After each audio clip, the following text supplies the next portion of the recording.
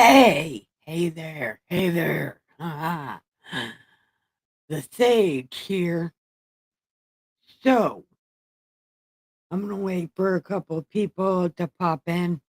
Maybe nobody will pop in. Maybe somebody will pop in. I think my cousin's getting off work soon. I think Neil's not too busy to come in. Um, but I do want to say something.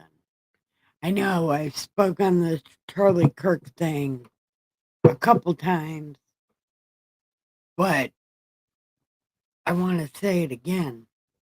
Well, I want to talk again because I actually had time to think about it.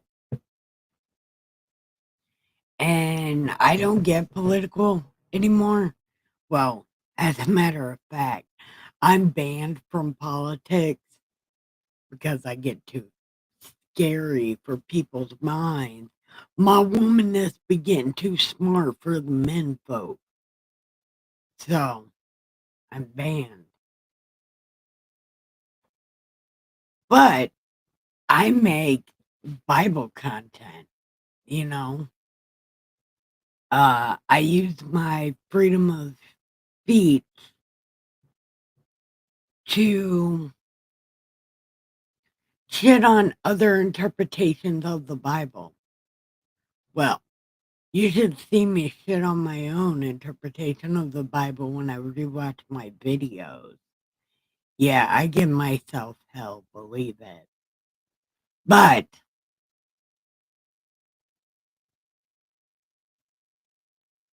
originally, my videos were visually and verbally offensive. But I've grown a lot in my Bible telling stories. I've grown up a little bit and I've matured a slight bit, not much.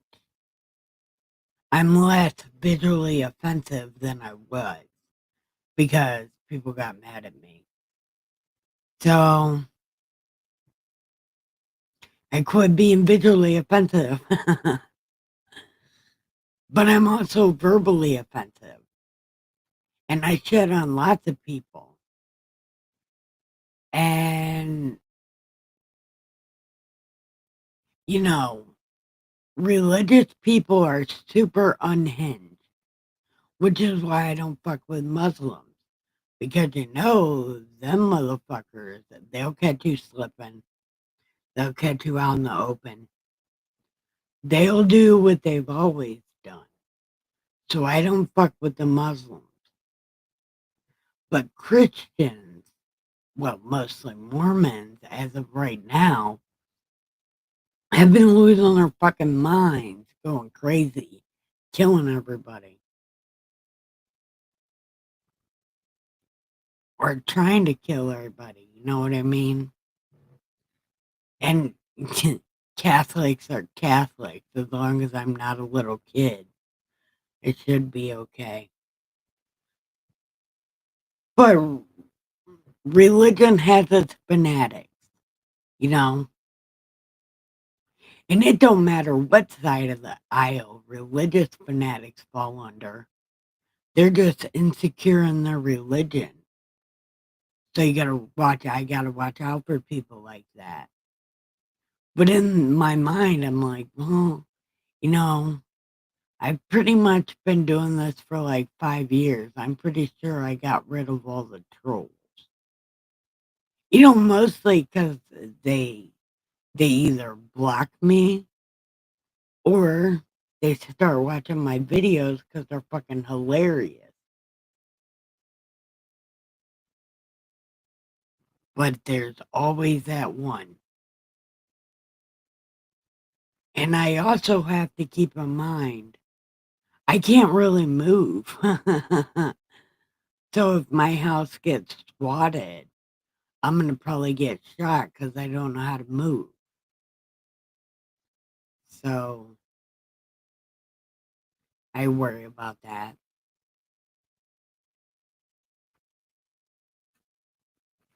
I do. Um, but my therapist, because I talked to her about this today, the cute one. Well, actually, they're both cute, but she's the cutest one. I asked her if she was a Mormon. Turns out she's Amish.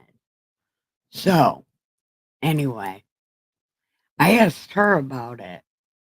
I said, I'm not a public figure and I don't have very many people that join my live stream. But I've been on the internet long enough that somebody knows who I am, you know. And I've been thinking and thinking more about Trump's two assassination attempts and then the Charlie Kirk actual assassination, right? And then I worry about stupid little me, like I'm that important for somebody to throw their life away on. But people are stupid. You know what I mean? People are really stupid.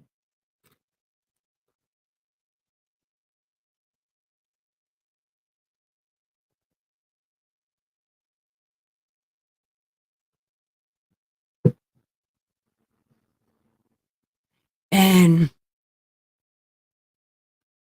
I was watching Steven Crowder's reaction and Dave Rubin's reaction. And they went hard, man.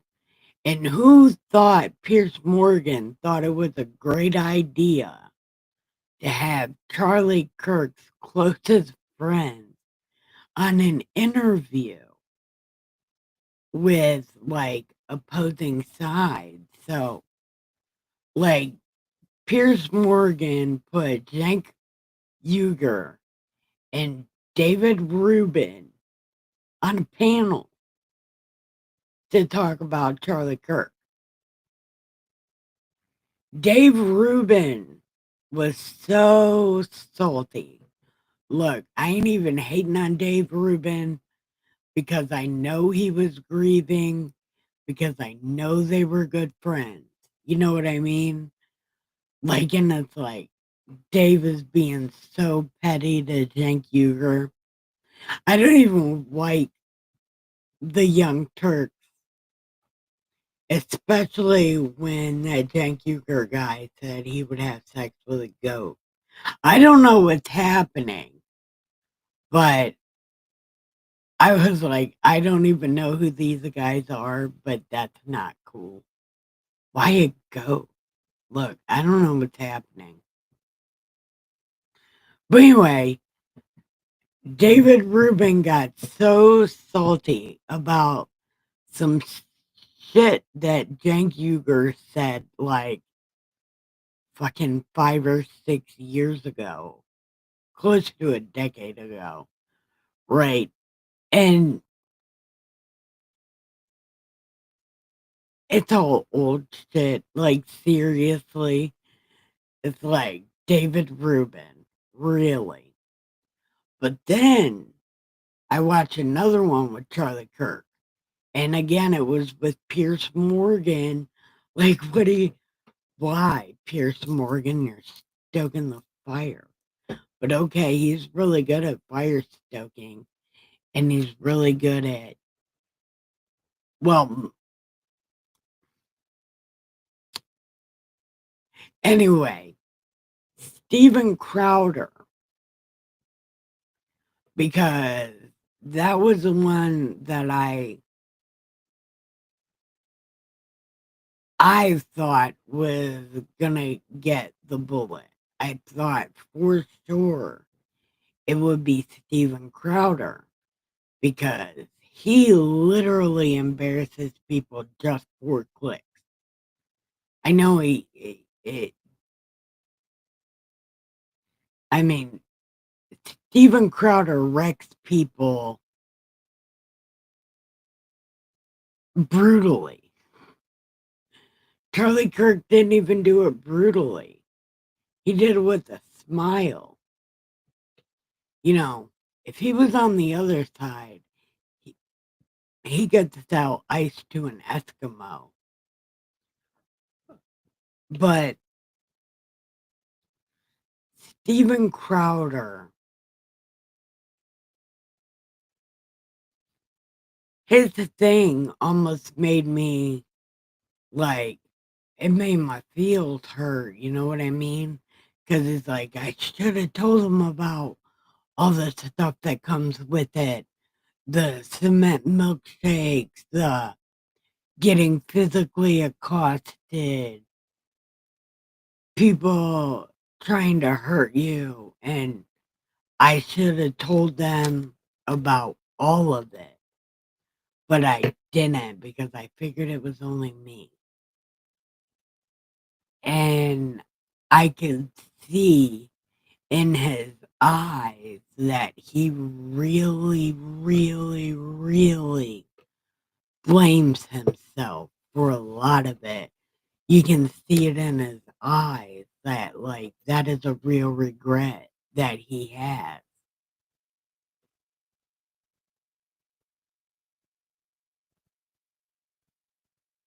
And then,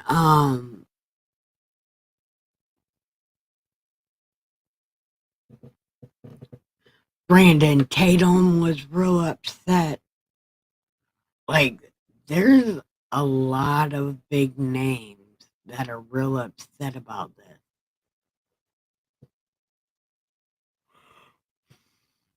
And I found a new guy. Dustin told me about him yesterday. His name is Jeffree Star. He has pink hair.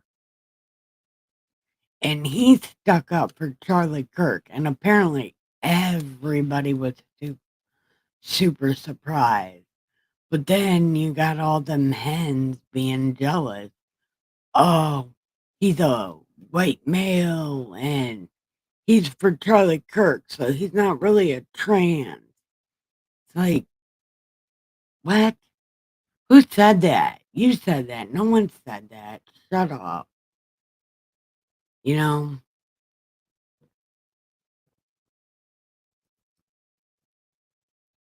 it's like we've been in hatred culture. Everybody wants to call it something, have these grand names for it. No, it's hatred culture. And we are still in it.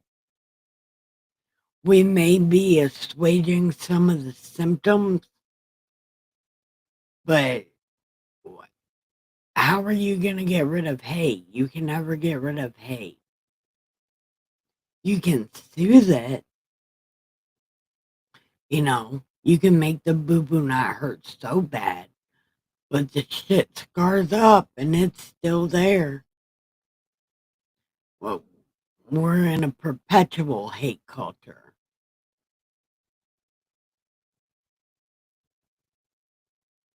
We, I don't know. I don't think we'll ever get out of hate culture. Hey, Firefly! But real quick, I don't know if we'll ever get out of hate culture because you can't have love without hate. You can't even know what love is until you've tasted hatred. You know what I mean? How do you know that it's love unless you know what hatred is? And we all are down here, in this angel boot camp, learning how to be good, learning how to be the better part of valor, you know? But I do think this Charlie Death thing, or what the fuck is his name? Oh, Charlie Kirk. I do think this Charlie Kirk thing has opened a lot of people's eyes, you know, but it's also closed a lot of people's hearts.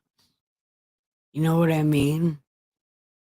Because now that this prominent religious thinker has been deleted from God's YouTube, these people are going to close up their hearts and never hear another fucking thing because of this one guy that changed their life is now taken out of existence. So what are they supposed to do? Who are they supposed to go to? You know, and I know it's like, well, you go to the people around you. Well, what if the people around you are celebrating your dude's death? You know what I mean? Like people are gonna be so scared to say things because they're gonna get deleted next. And that's kind of where I'm at. Like I said at the beginning of this, I know, well, at least I hope I know, I'm not important enough for somebody to take some kind of insecurity out on me because of the way I read the Bible. You know, I don't want somebody um swatting my house because of the way I read the Bible. Like that is a very significant fear that I have because again, not only am I verbally offensive, but I'm visually offensive and it's all on purpose. But now is that purpose worth pissing people off for? You know, what are my principles?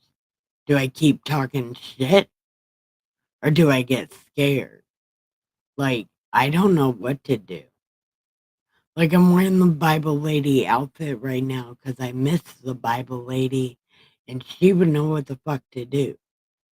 But me, Nikki K the Great, playing Halloween, it's trying to, like, um, summon my inner Bible lady to tell me what the fuck to do, but she's asleep until I don't even know when because I talked to my therapist about this because I don't know what to do because it's like I am in a very niche group and again, somebody could get offended by me at any given moment and then what? You know what I mean? Then what? I'm not a public figure. I'm not anything but a chick in a wig that reads a Bible. But to somebody else, I could be, you know, the devil. Everybody is the devil in somebody's book. Everybody is somebody's villain. I'm a villain in a lot of books, but not enough of a villain to get my neck blowed off. You know what I mean? But I worry about that now because fanatics.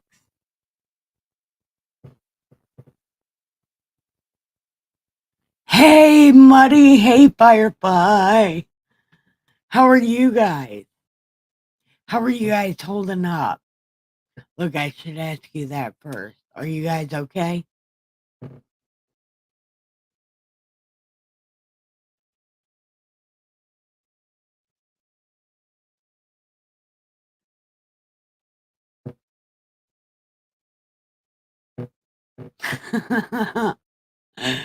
Oh, Muddy.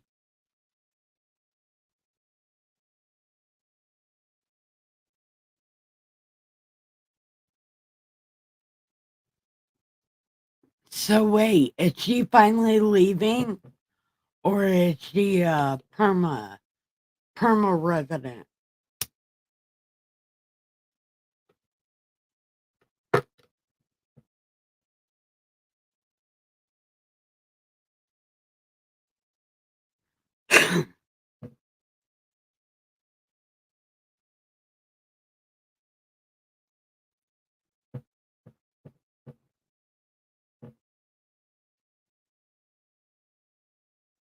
It's okay.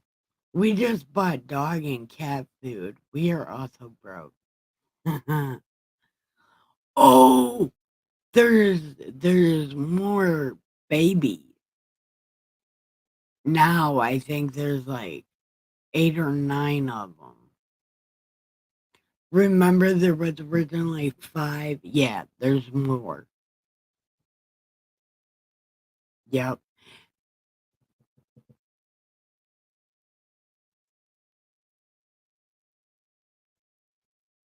Oh man.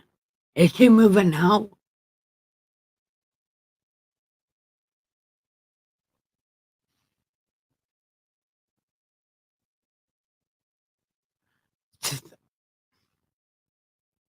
So, but I do got a question, and Muddy, I'm glad you're here.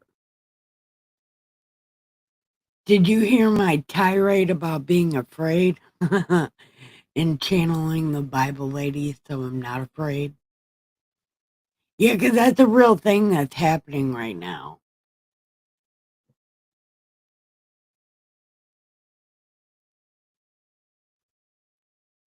Oh, okay. Well, I hope it goes well.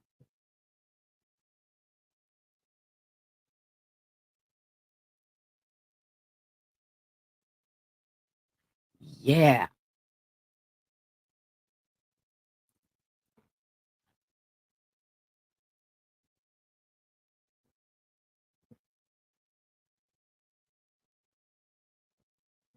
Oh, my darling. Oh, my darling. Oh, my darling Valentine. What is it? I will see you in the morning, sweet darling Clementine. I don't know why the fuck I know that song. I don't even know where I heard it before.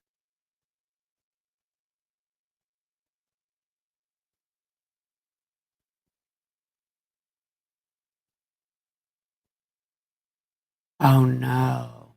Oh no.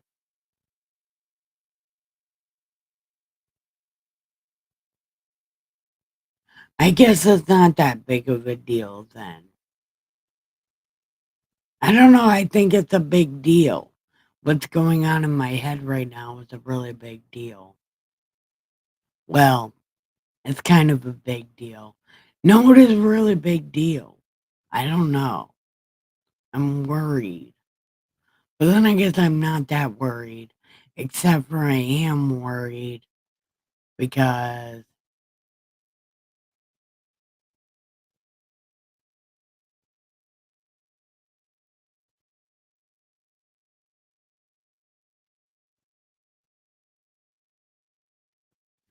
huh, I know that um I had one of those pop-up trailers. I lived in that motherfucker for like a month and a half. It didn't have no water, didn't have no electricity, but I was out in the plains of Oregon and I lived in that motherfucker. And it was great. And then I lived in a full trailer, like a RV trailer. That was so good.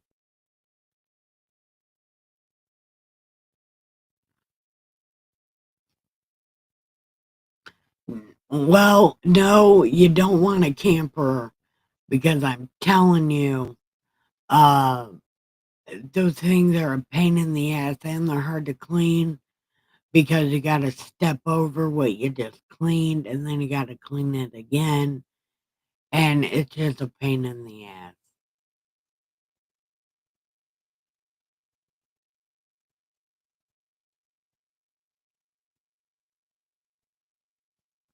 Wait, what is it? Second Thessalonians. You know, I'm not the Bible lady right at this moment. I do gotta channel my inner Bible lady because I am kind of freaking out because I am kind of highly offensive.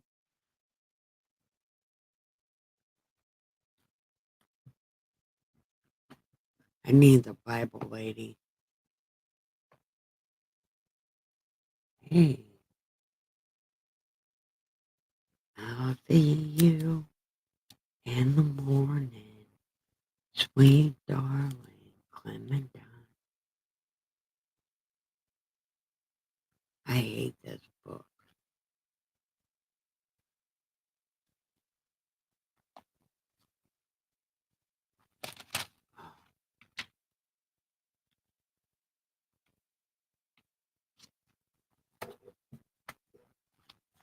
I'll see you in the morning, sweet darling Clementine.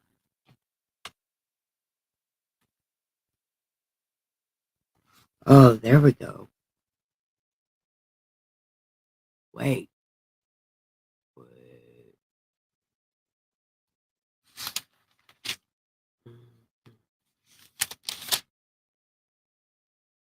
No, I thought. Oh, okay. No, this one doesn't say there's two Thessalonians. There's only one. I don't know what's happening. I'll see you in the morning, sweet darling Clementine.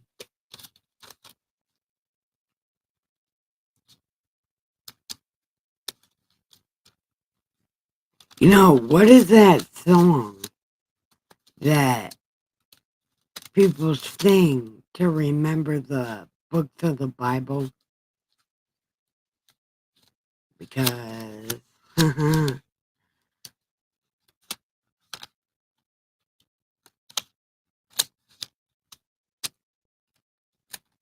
look, okay.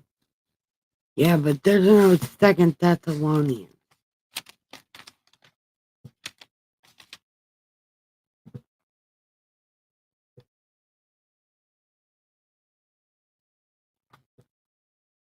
Oh, yeah, there is.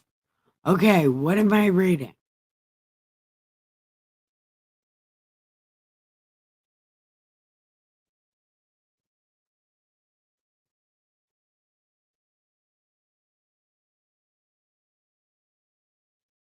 Okay.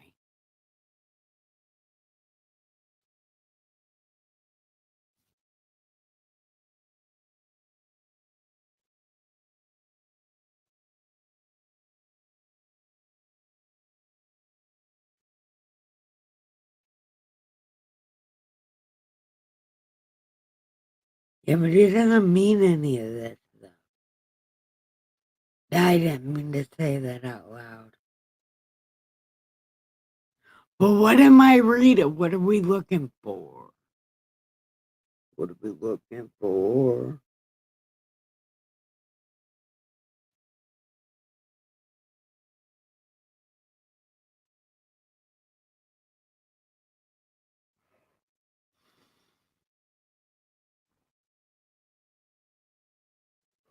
Okay, now I see it. I see it.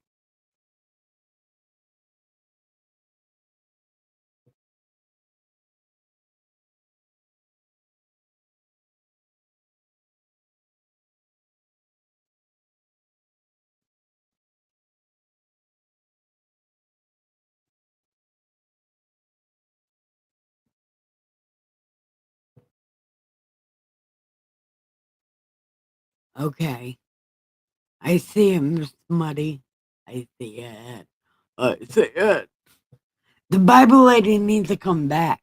Look, I'm having a real problem. Like, I know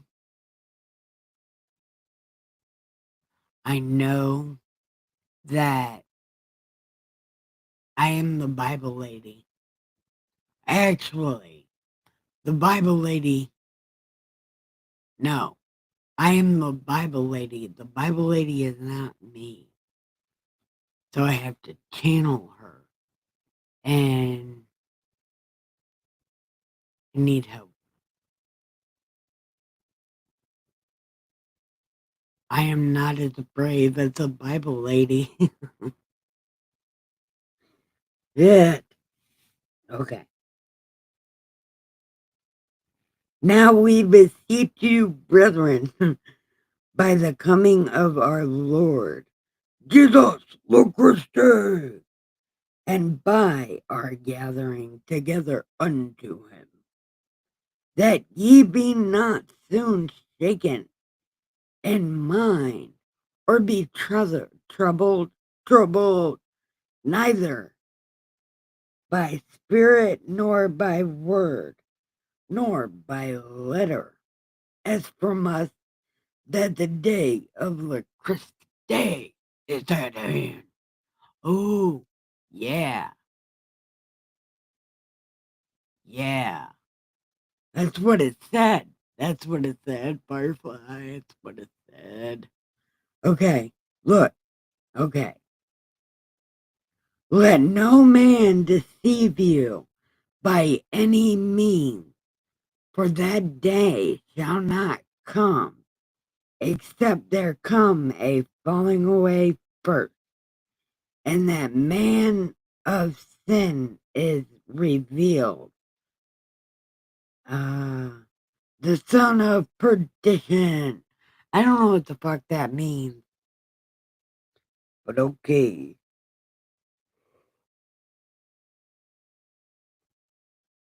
Wait, where was I at?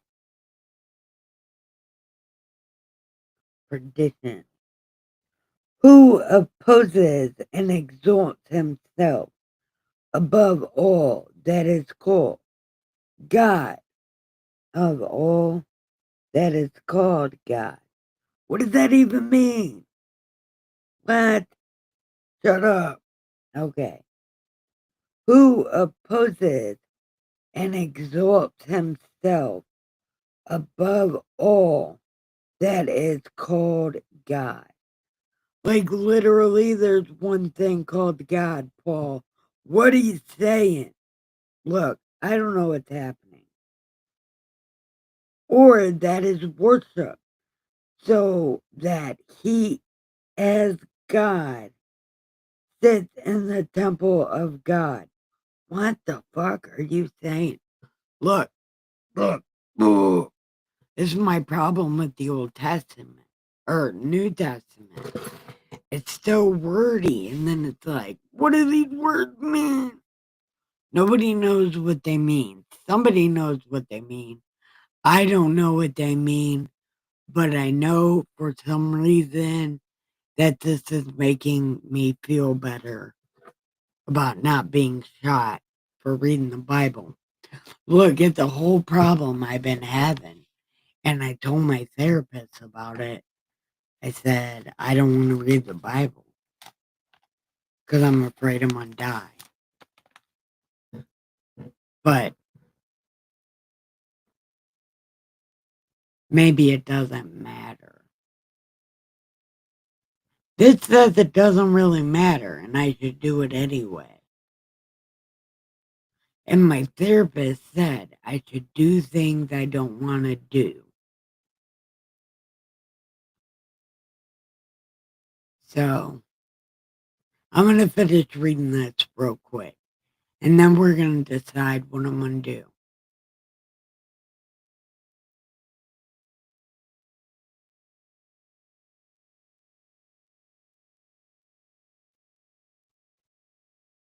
Okay. We're going to finish reading it.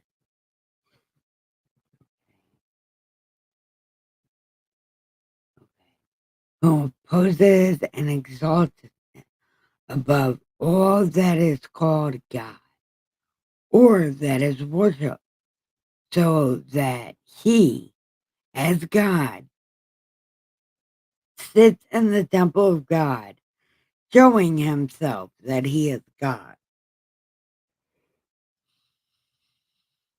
I don't even know what the hell that said, but I'm pretty sure God's looking in a mirror. Remember, God's looking in the mirror. Don't look at him. No, that's not what that says. Man, I miss myself. Okay. Remember not that when I was with you, I told you these things. Remember, I told you it was happening. What's happening? I don't know. And now you know what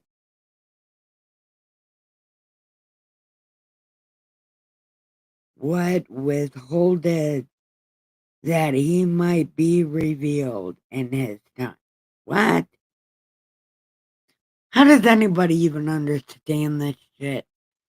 This is not even a sentence that goes together. Man.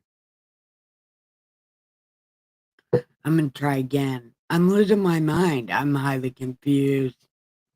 Okay.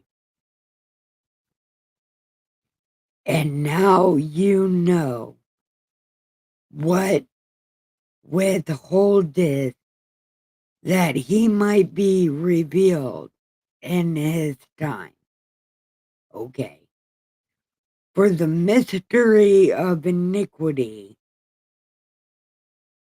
doth already work. Only he who now will let until he's taken out of the way. See, hold on. Hold on, Steve. This is why I hate this fucking book. Look, I have a real problem. This New Testament was written by a Pharisee. And remember, well, these letters were written by a Pharisee. And remember what Jesus said. Be careful of people that trick you with words that are really wordy, that have to have all the words. Be careful of those people. And people couldn't read and write back then. So you could say as much or as little as you wanted to because nobody would have been able to read it anyway. And in these letters, Paul is just saying shit confusing on purpose. So people can just listen to what he says. Like, I'm the 13th apostle, even though there's no such thing as a 13th apostle. See, you got a real problem. That's why I'm going to get shot. I don't know that.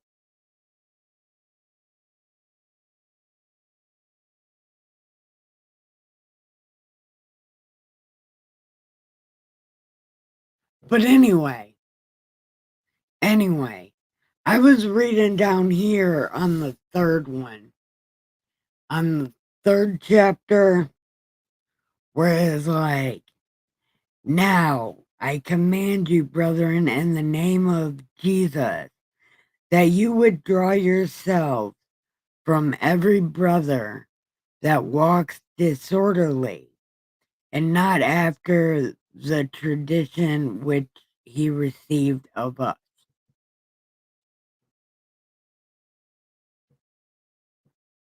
I don't remember what I was reading that for, but that does not sound like how I read it. It's like, hey, don't do your own thing. Only do what we tell you to do. If you're doing any of that other shit, no, you're not going to heaven. You have to do what we say.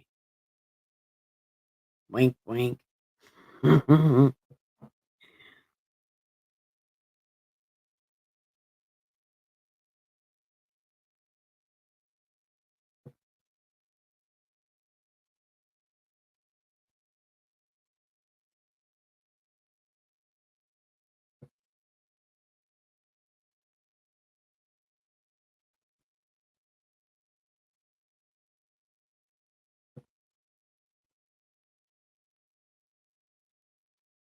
Hold on. This is a crazy thing, too. I forgot about this book. Yeah. Is that what he's doing, Miss Muddy, asking for prayer? Because, oh, now I remember what I was reading. It was the third one. It was for chapter 3. It was at for chapter 3. It says, finally, brothers, pray for us that the word of the Lord may have free course and be glorified, even as it is with you. And that we don't get caught up with unreasonable and wicked men. For not all men have faith. The Lord is faithful, who shall establish you and keep you from evil. Yeah, that's the prayer I need. That one right there. Yeah, that will make my heart feel better. Look, I'm telling you. I didn't even care about the Charlie Kirk thing at first. My parents cared more about that. But the more I've been watching on him and stuff, it's like people think he was killed for his religion, which I don't think it was. I think it was really because he was talking. But everybody keeps like, he was martyred for his faith. He was martyred for his faith. And it's like, man, I shit on religion all the time. I'm gonna get I'm worried about the fanatics of the religion. Like an unhinged Christian. For some reason I have to worry about that now. Why? I don't know. Maybe I'm just freaking myself out. I should have took my pills way before like an hour ago. Damn. You can say anything you want, Miss Muddy. You can say anything you want, because I'm in my I'm in my brain, I'm in my head, I'm inside my pocket. I'm having all kinds of emotional issues right now.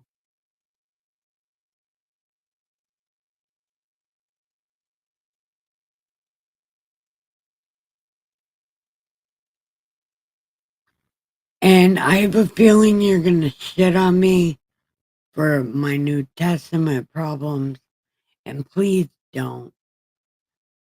Well, I mean, you can shit on me, that's fine, but the New Testament makes me feel like a snake.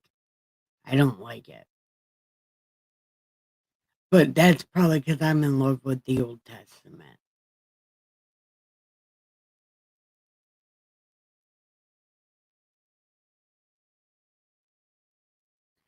Mm, that is that is Glenn Beck. Look, Glenn Beck. He cried so hard. He called Charlie Kirk a rabbi, a priest, a preacher. He said he's like a rabbi. Like Glenn Beck was so affected. He was another one that was highly affected by this death. And I mean personally affected. I'm only highly affected because I give a shit about my channel. I'm not affected for any other reason other than my channel. Because Charlie Kirk's mission was worth it to him. You know what I mean? He died loving what he did. I'm not glorifying it, but I'm saying, do I love this enough to die for? Do I even have enough fans to give a shit about that, you know?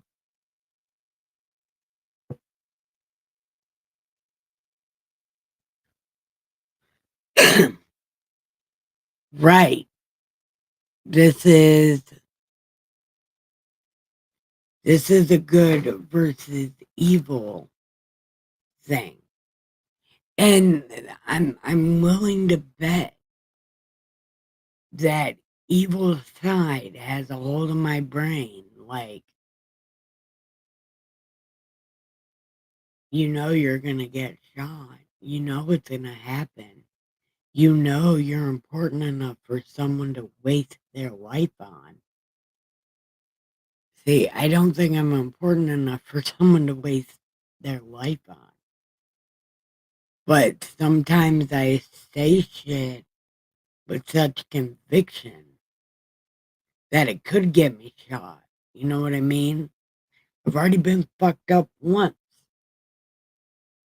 And I didn't get fucked up being bitch made. And right now I think I'm acting like I'm bitch made. Cause I ain't scared of jack shit. But for some reason, this has me worried. For no reason. There is no rational reason I should be scared right now. There's no rational reason that I should even worry about it. But it's just that thing of saying something that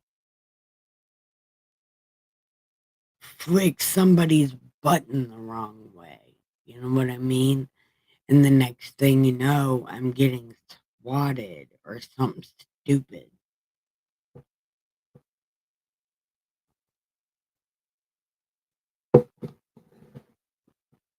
I don't know. I think I'm going to quit worrying about it.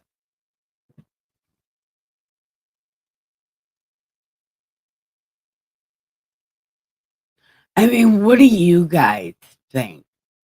Like, it's been a couple days since the Charlie Kirk thing, and we've had a little while to digest it, and I'm stuck. Like, I am literally stuck. And again, it's completely irrational, completely fucked up, but my brain injury has me focused on it, and I can't concentrate, and like, I'm just irrationally worried.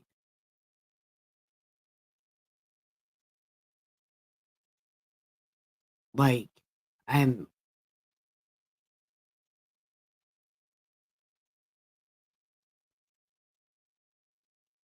no, I've never been swatted, but that's the thing that people are using against people when they don't like what they said.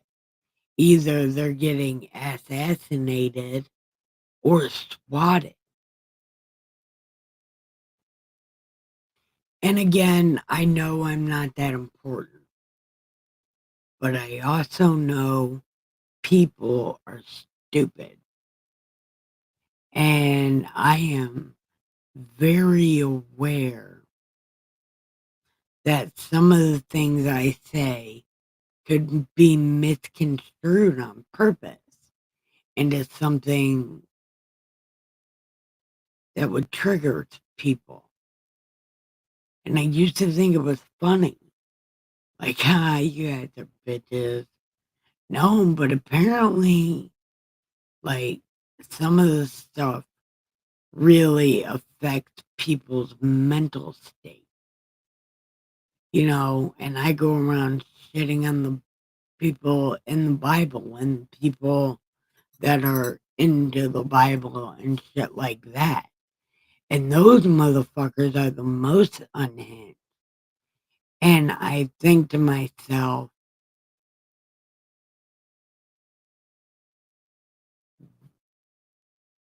what makes me different than Charlie Kirk?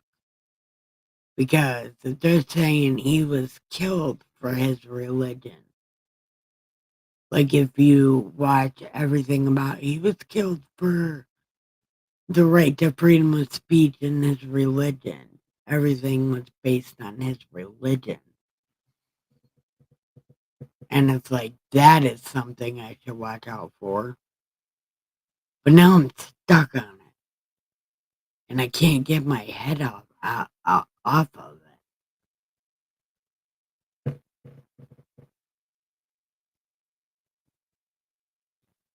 Thank you, Miss Muddy. It is. I am being extra right now, ain't I?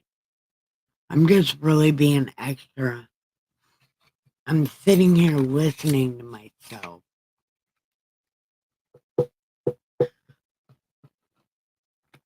But I did Blair White, right? The little transgender guy that's a girl. Right, he's real cute and he's a Trump supporter and he's Blair White. And he was real upset about Charlie Kirk. Yeah. And then this guy called Jeffree Star. He went all sorts of ham and he pissed off like the whole trans community, like the makeup doers and shit.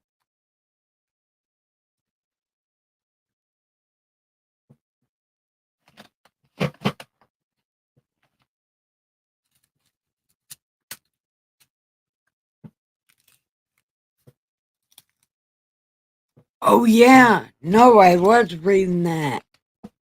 Yeah, before I stopped reading it. Yeah, hold on, I'll show you. Why do they turn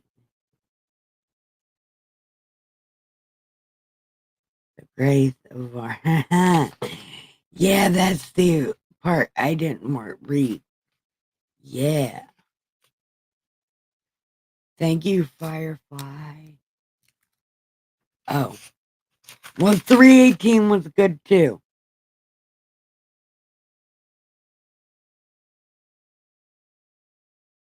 Yeah.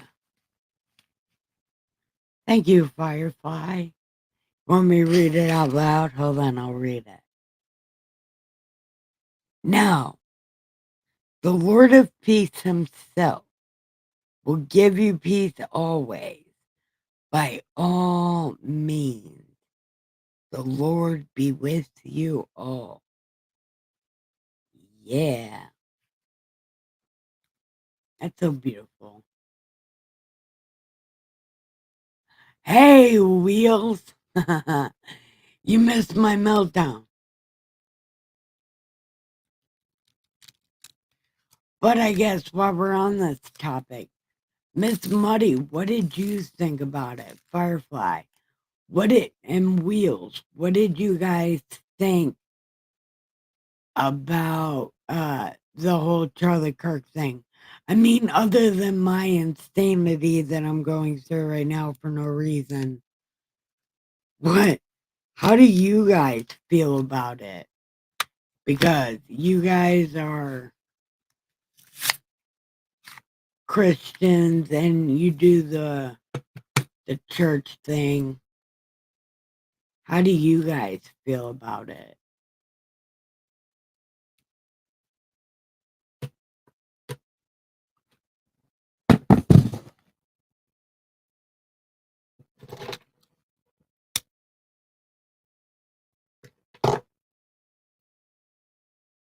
I wonder if none business is coming.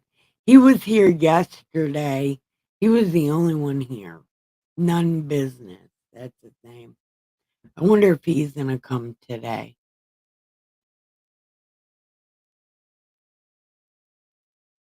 He's from the belly of the beast.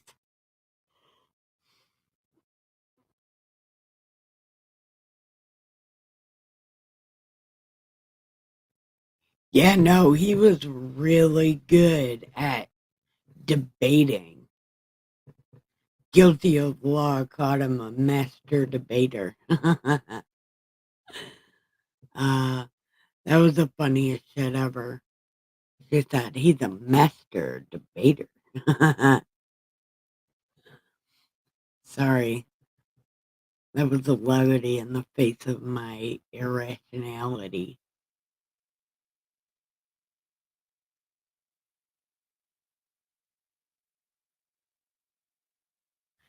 Yeah, he said Charlie Kirk is filled with hate speech. I'm tired of him spreading hate. I didn't know it was hateful. I just know for some reason he loves Israel, even though they're the bad guys. But other than that, there's nothing wrong with him.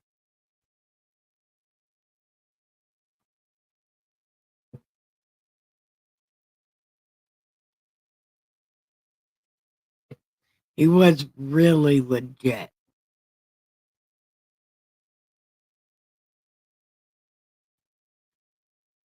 He was, what is that? MC Hammer? Too legit. Too legit to quit. Too legit. Too legit to quit. Yeah, that's MC Hammer, ain't it? Fuck yeah.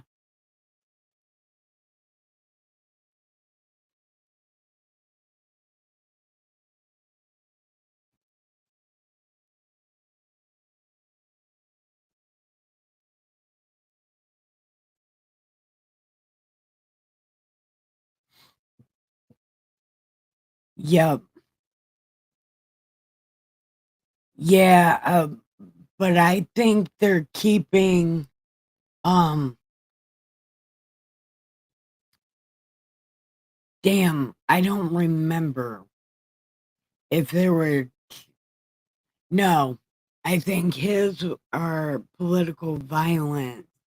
He's getting federally charged with murder, murder in front of children, and a whole bunch of firearm charges.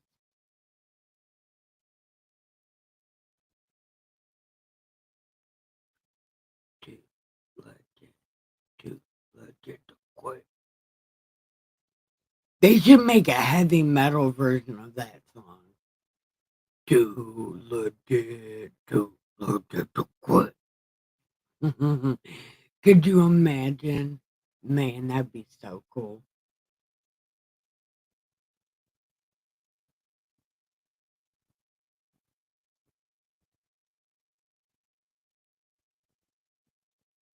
Yes, people are sick in the head. That's why I'm glad I've got you guys to talk me down from my insanity.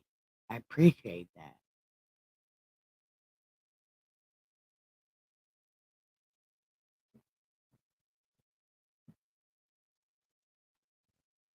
And Wheels,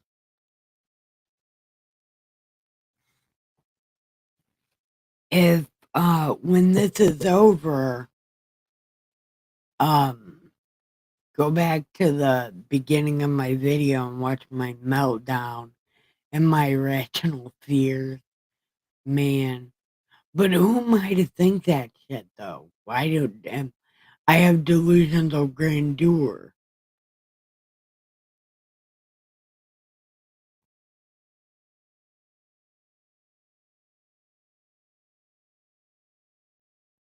Oh, the bank murders.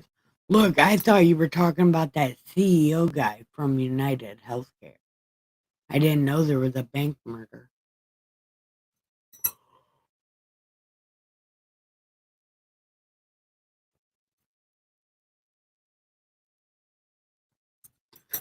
Too legit, too legit. What? Why?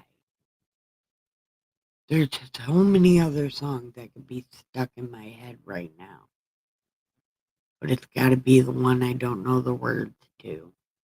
Of course.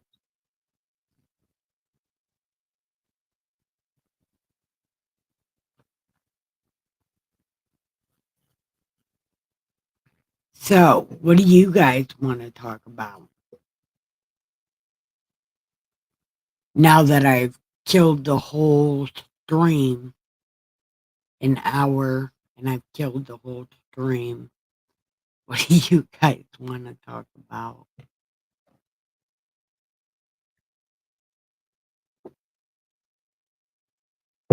We should talk about when Bible Lady comes back because I miss that motherfucker. She is a motherfucker. Have a good time. Yeah, she needs to come back. I need the Old Testament in my life. That's what I need. I need the Old Testament.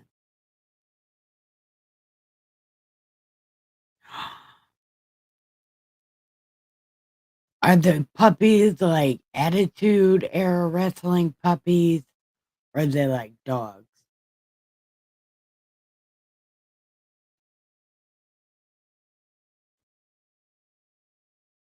Ooh, yeah.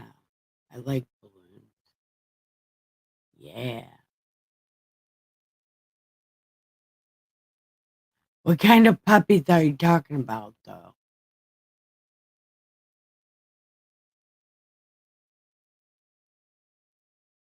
Yeah. We need the Bible lady back. But are you guys going to be okay with me reading the Bible like I'm Sylvester the cat? Which I found out he doesn't have any teeth because he talks like I do. Like he don't have no teeth. So that's what I'm going with. Yeah, I need to bring the living room back because right now we're just stuck in heaven. I need to, I need to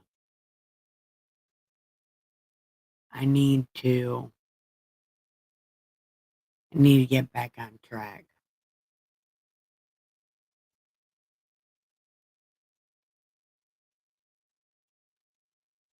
because regardless of my fear, the Bible needs to be read. People need to hear the Bible. People need to know what it says.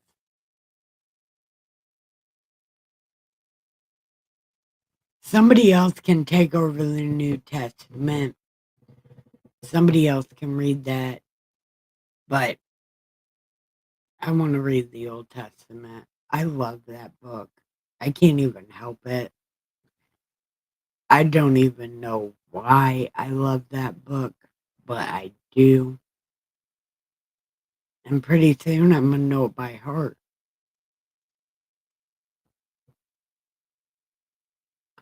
But actually, I will never know it by heart. I don't have that good of a brain.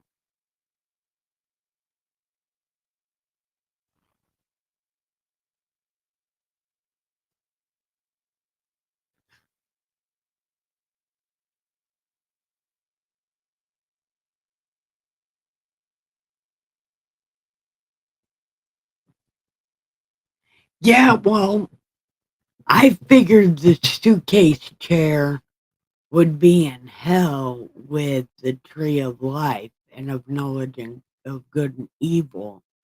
Those two trees are hidden in hell where nobody can find them. So you could kind of take that as God trusts Lucifer.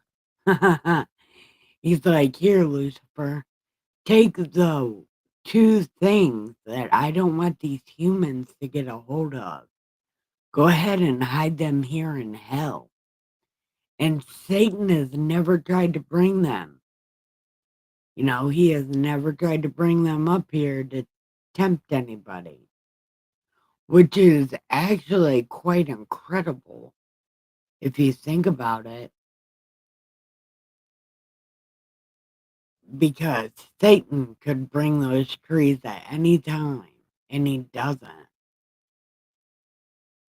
Maybe because he doesn't want to be seen as true evil, so he's like, no, this stuff needs to stay here.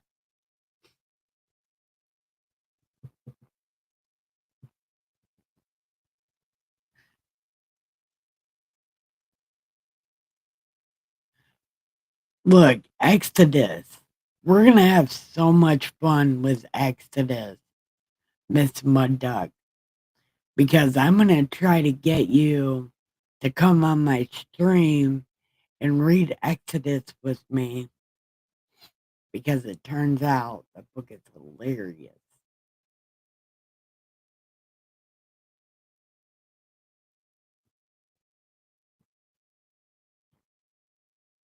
Yeah.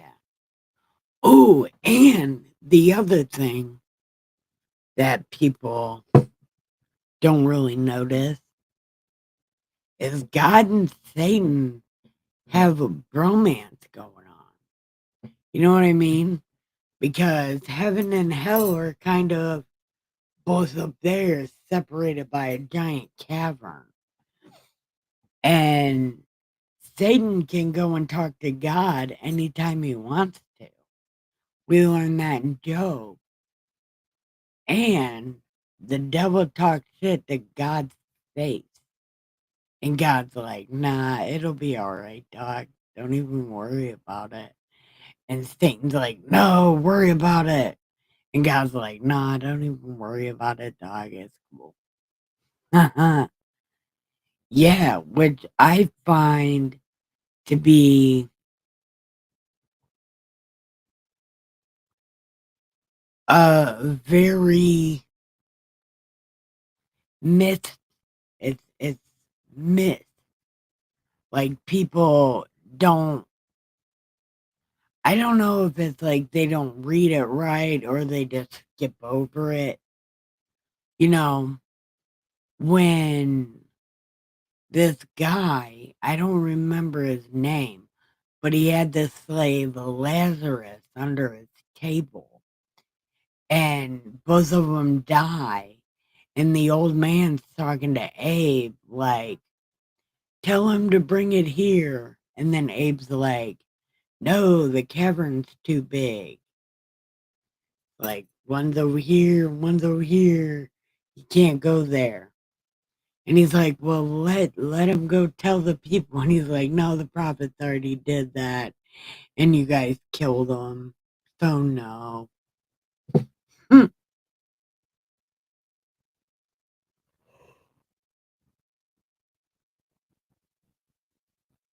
But then in my head, I thought about, what if the giant cavern is Earth?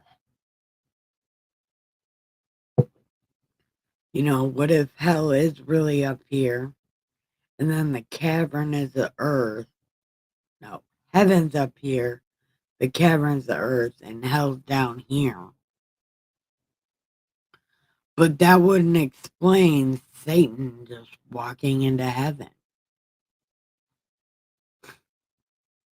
And then if Satan just walked over to heaven, that means that there's a floor or a bridge over the cavern, or Lucifer can fly. But he was an angel. So maybe he still has wings. But if they're fallen angels, that means that their wings were probably ripped off, so they can't fly. So hell has to be in the same place as heaven. Up. Huh. I don't know what the fuck I'm thinking about.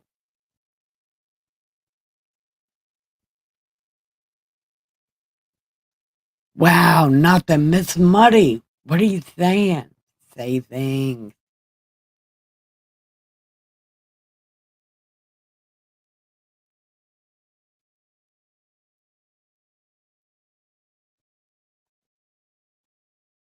come, chameleon. You come and go. You come and go. Loving will be easy. Oh, yeah, loving will be easy if your colors were like my dream. Red, gold, and green. Red, gold, and green. I don't know. The what is, I don't know. And the when is whenever you're ready. Yeah. Look, are you saying what when to the reading Exodus with me? As whenever we get to it. Yeah. I'll tell you like a week before. Well, you'll know because it'll be the end of Genesis. And then you could, even if you have to do my stream, or even if you do my stream, you can wear a paper bag over your head and cut out little eyeballs. Nobody will even know it's you.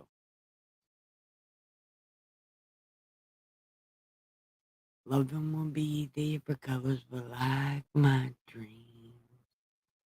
Red, gold, and green.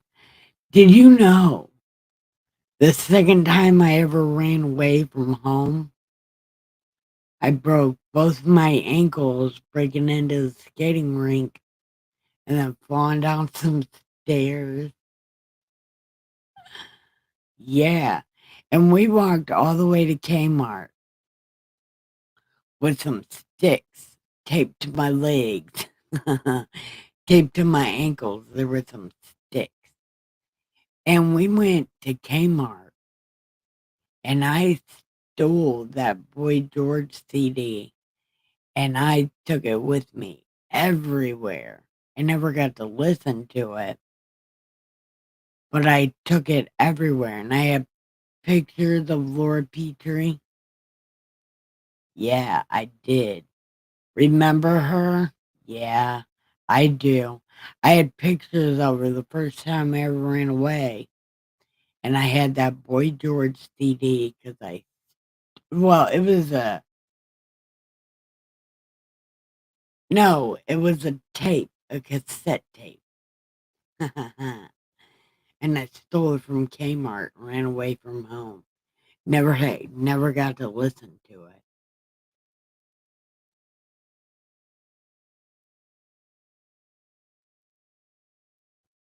Loving will be easy if the colors were like my dream. Red, gold, and green. Red, gold, or green. Man, what the fuck was man, no.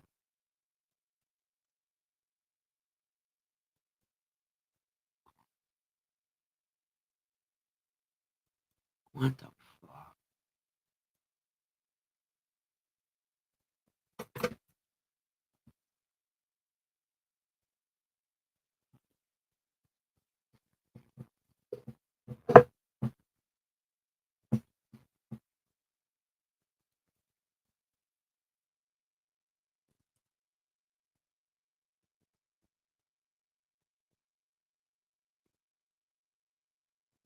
What is happening?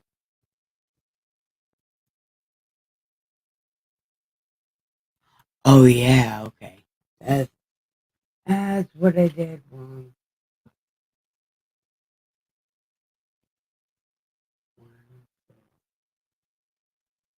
Okay.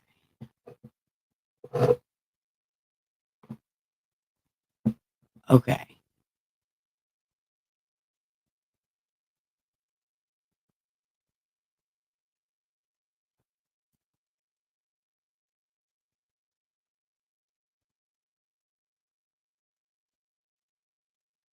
I don't want to do that. Okay. Now wait 1 second. Muddy, I'm about to do that link.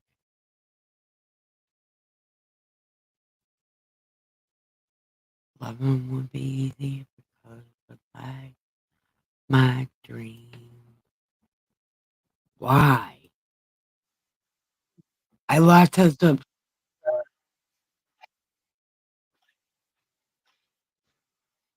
I don't know what the fuck I'm doing. Okay, let's see.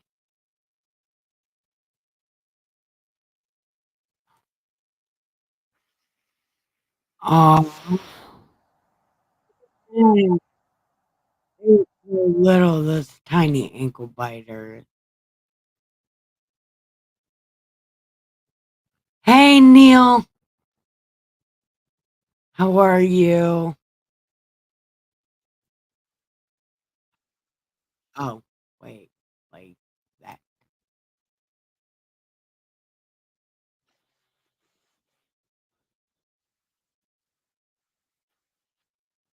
Why can't I shut it? Okay. Well, then I don't want to do that. Okay. Well, I'm not doing that.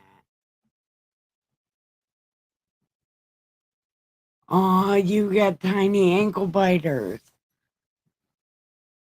I'm not strong enough for a big dog, but I would love a big dog. But instead, I've got tiny little raccoons.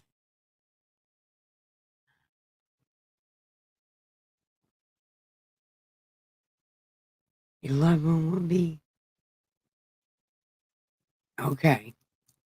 So, Firefly, what's on your mind?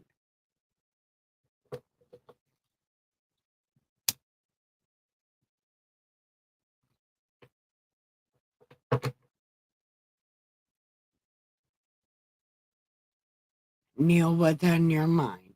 Oh, yeah, I lost a subscriber, guys. See, this long time without the Bible lady is not doing me very good because I miss the Bible lady. I'm coming back. She's coming back Monday because I can't do this because I'm not gonna have teeth for a hot second. It seems like so. I'm. I just. I don't know what to do without the Bible because I'm very one dimensional for some reason. I don't know how to think of topics to talk about, and I don't know how to plan very well because, again, I'm very one dimensional, even though I'm an exciting person. I can only focus on one thing. And I feel naked without the Bible, honestly. It's like I'm on a live stream with no clothes on.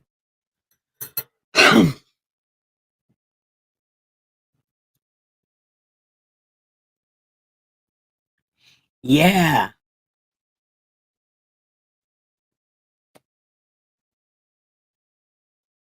there you go.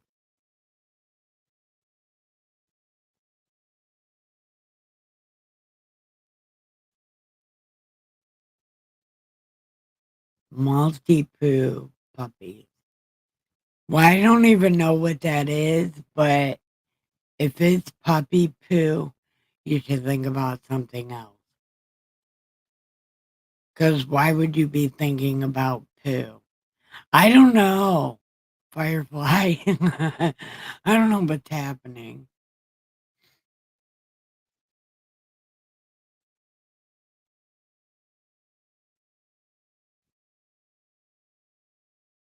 I wish None Business would come back. He was really cool to talk to. He's in Virginia. He's in the belly of the beast. And I don't know. I had a nice time talking to him yesterday. That was also during my meltdown, but I don't think it was as bad as it was today.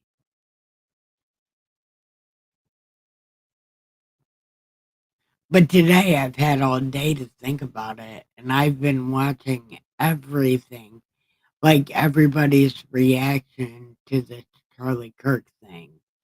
And then it started sinking in that, man, I need to start watching out. But I don't know. I think that was me getting in my own head.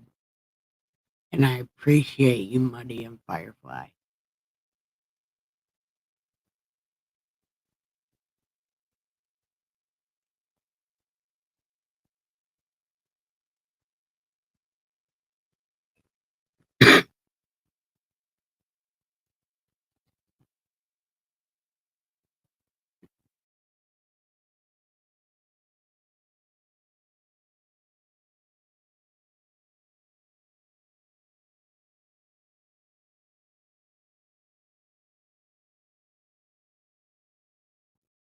Oh, yeah, no, I got another question. Whoever's had their teeth pulled on the bottom, how long does it hurt for? Because I'm going on day 3 or 4. Might be day 3. I don't know. Either way it goes, how long does it hurt for? Because my mouth hurts really fucking bad.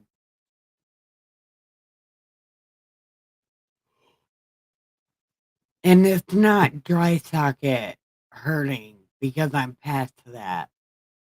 And it doesn't hurt from that. It just hurts really bad. And I have an ear infection, which is probably what's making it really bad. But how long does it hurt for?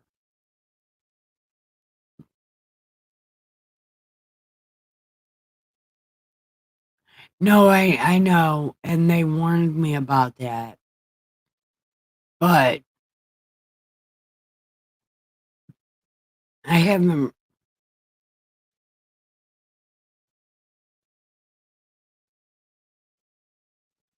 I know that smoking doesn't help. I know that.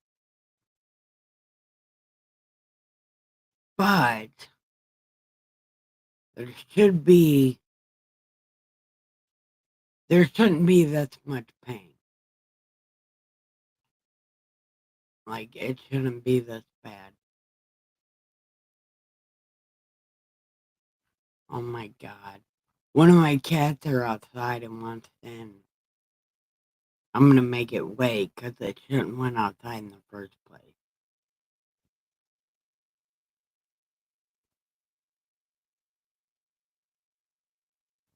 I do. I have antibiotics and ibuprofen. And I take the antibiotics and the ibuprofen. Um, I take them. One of my cats are outside and wants in.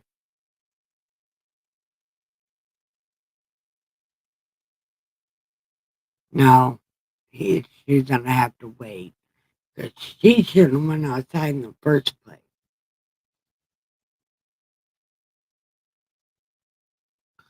No, I have a big thing of antibiotics,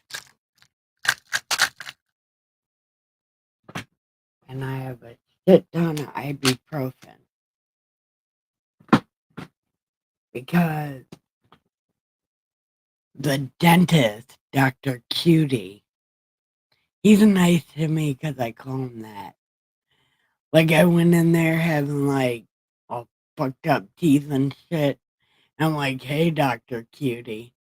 I'm sure he was real impressed. He's like, "This redneck ass bitch calling me cute. Look, she fucking wishes." I know that's exactly what he was thinking, but he's really nice to me.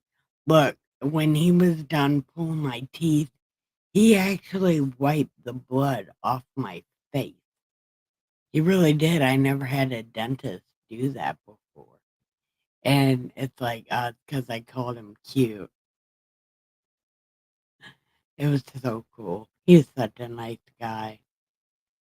But I'm hoping that he gets me my teeth before my 40th birthday because I want to eat some cake.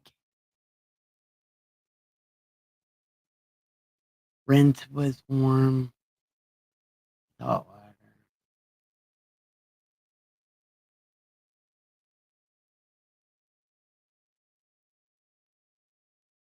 What was I awake? Oh, yeah. Yeah. And I was talking about the music, but something happened. Okay. Something happened and he kind of got upset with me. He was doing this, put in the Novocaine, but he dug right into the tooth and I grabbed his hand and I moved it away. It was like one swift move, like, mm, mm. And he's like, "Oh my God, don't touch my hand." I was like, but you hurt me, Dr. Cute. He listened. You hurt me real bad. And he's like, "Don't touch my hand." I'm like, "I won't. Don't hurt me."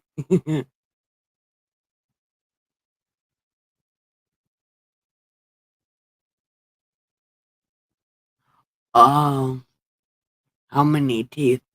I I'm gonna be so embarrassed if I tell you because a lot of them were already pulled out. Some of them were knocked out.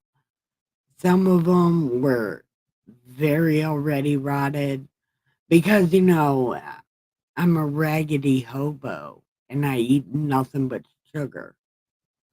So they were really bad. The last teeth, the last set of teeth that I had removed was all these front ones because the other ones were already pulled. I had to get these front, I don't know,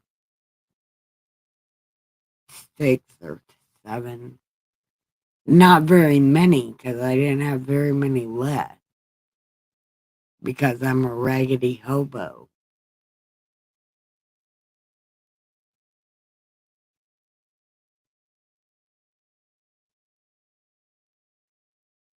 Yeah, it's a real problem with us millennials. Yeah, it's a problem with us millennials because I mean,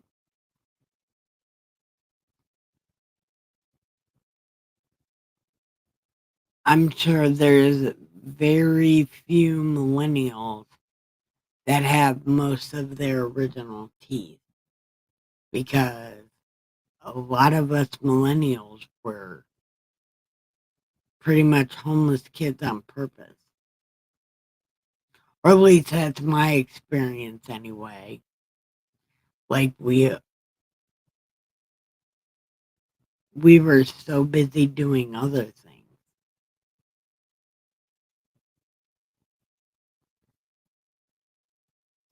That's what I told my dad. There's so much other shit more fun than brushing your teeth.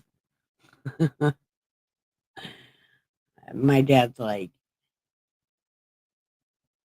I tried to tell you. I'm like, yeah, I know, but there was other shit going on.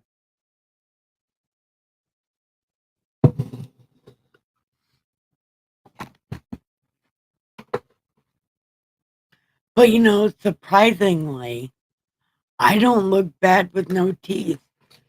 Like I thought, because I know a lot of people with fake teeth. Almost every woman in my family. But they got like sunk down faces and shit. Like, they got the old people face. But I don't have the old people face. And I'm cool with that. But I would love to have teeth because I want to eat cake. But At least I don't look bad, you know? I mean, I don't look good, but I don't look bad.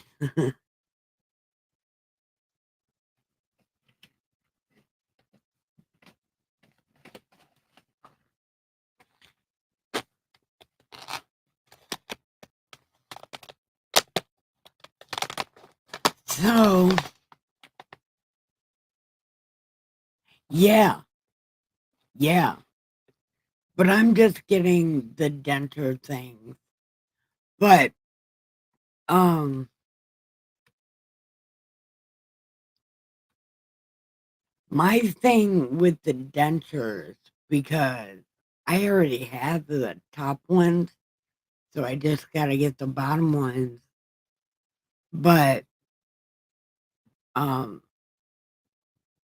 I never glued them in, like, but for some reason, they pop out now. They pop out of my mouth, like, I'll be talking and then just pop out.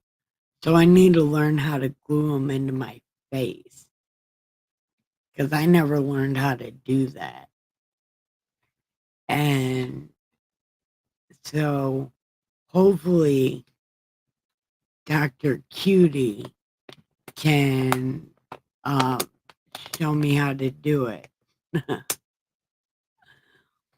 Because I make a giant fucking mess. When I glue those teeth in, let me tell you, I swear to God, when I glue them in, for some reason it gets all over my cheeks and then all over my tongue. It just gets all over the fucking place. So I don't even bother gluing them in. But I'm telling you, when they come flying out, it is the most embarrassing ass shit ever. Like, I can't believe that I haven't figured out how to use that glue stuff to keep it from getting all over my mouth. And like, I'm thinking with these bottom things, is it going to be even worse? Oh yeah, you should see him. He's an older, like he has to be like 50, 55. I don't know, but he is a very well put together Indian man. I don't know his real name. I never learned it. But every time I see him, I'm like, Dr. Cutie. Yeah, because he is a very handsome looking old man. Well, an older gentleman. You know, he can't be that much older than me. Probably like 20 years on me. But anyway, he is really handsome looking and he's fit. Yeah. But then again, I've never seen him without that mask thing on. So he's always wearing that mask thing. So I don't really know if he's busted it under the thing. But he has real nice hair and he sounds nice.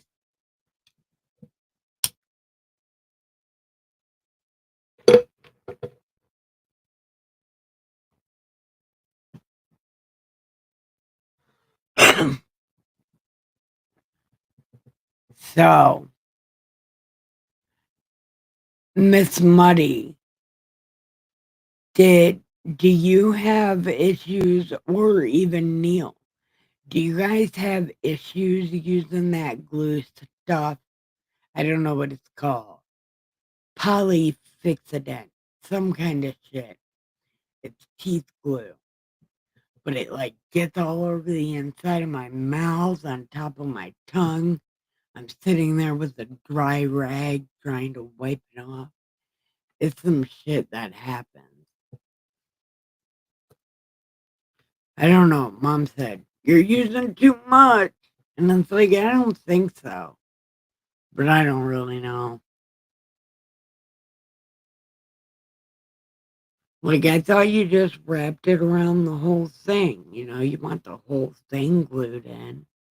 Don't you just, I don't know. But apparently not. So I'm gonna have the guy show me. Show me how to do it right.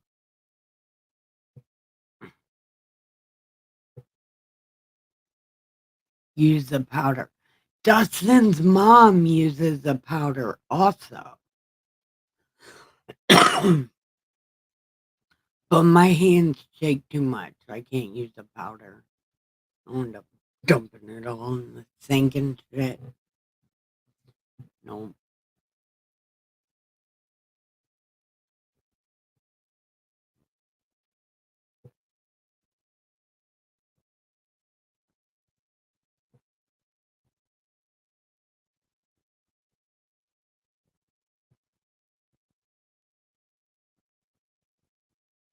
Do you?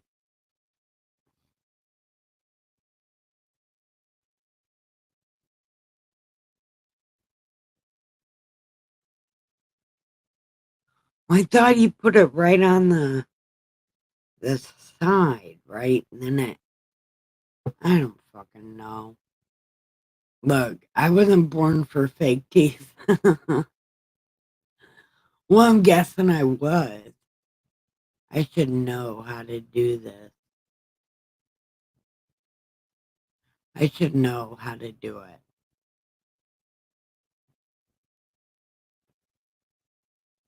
You know what I want? I want a cowboy hat. A tie-dye cowboy hat. Because I was just looking at myself, and I think I'd look good in a cowboy hat. A tie-dye cowboy hat. Like the one Shawn Michaels wears.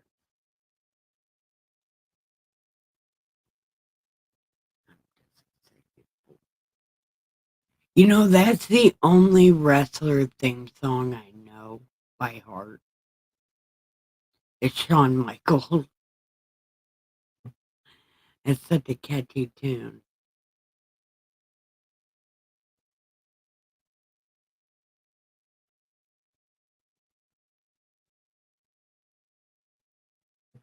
So, what's up, everybody? Hi, welcome.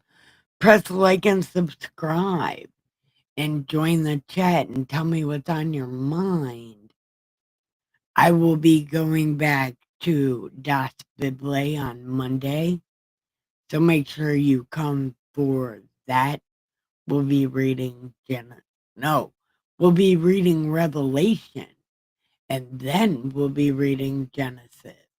So make sure you're here on Monday at 10:15 p.m. so we can start reading the book of Genesis.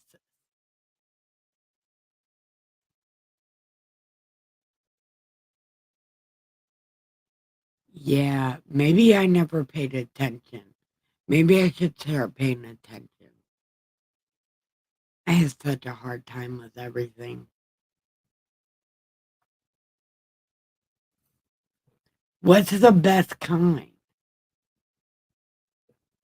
See, I don't know if I should be talking about this shit in a live stream, but we're talking about it because it's happening. And, well, I don't have anybody else to show me. You think I would have people to show me, because there's people here. But nope.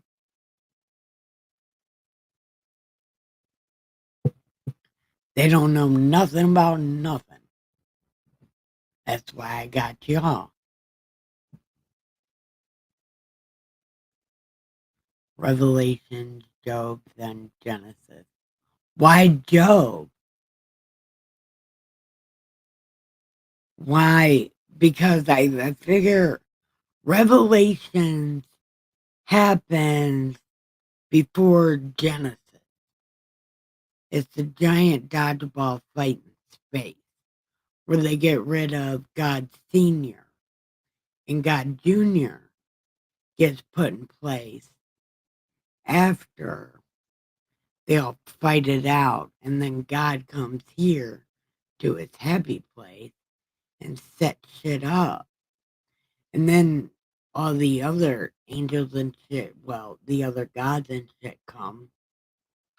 Then they set up the risk board, and then shit like Hercules happens, And then God's like, you know what? Fuck all this shit.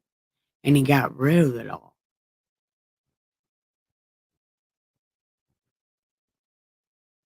But he he did in Numbers, I think, Numbers 23, pointed out that the Amalekites were the first people. The Jews were not the first people, but we're not there either. But why would you say Job and then Genesis? Because Job kind of fucks up the whole story. Like,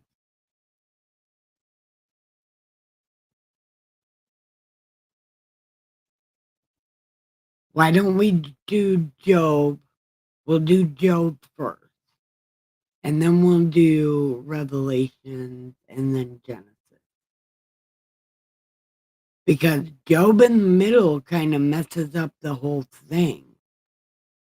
Because Revelations pretty much goes into Genesis. Because Revelations was before, and Genesis is pretty much directly after. When Revelation ends, God goes to his happy place, which is this giant bowl of water called Earth.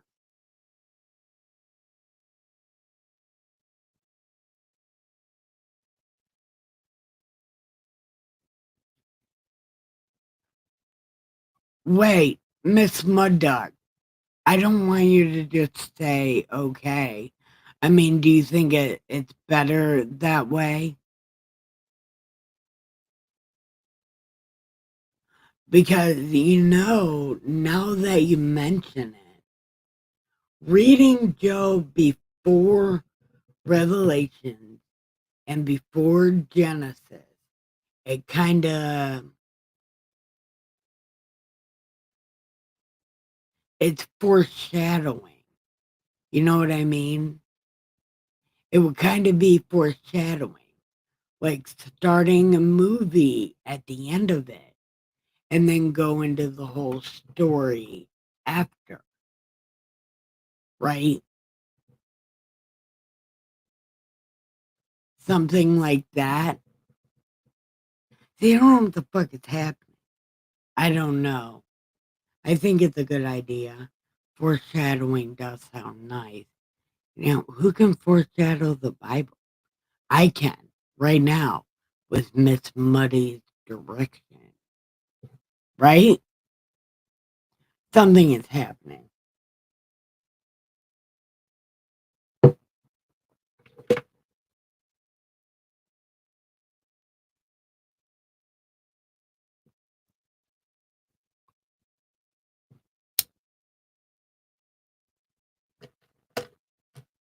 Job is the oldest book. Is it really?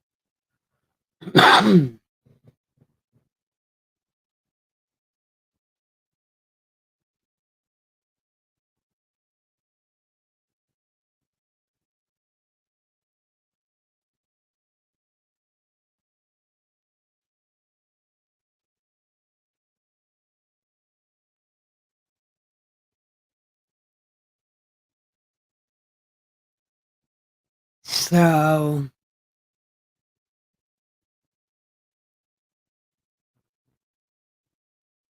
my God, I get it. Oh shit. You want to talk about it? Or maybe you shouldn't talk about it. Do you want to talk about it? We have nothing else to talk about because I'm a very unprepared stream host. And I kind of use you guys like therapy. So use me like therapy.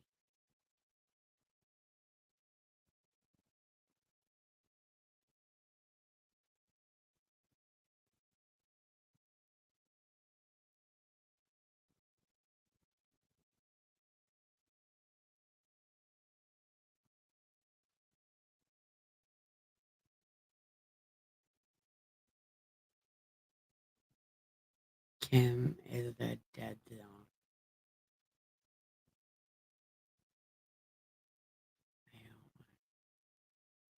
Oh, believe me, they're here on my unprepared live stream.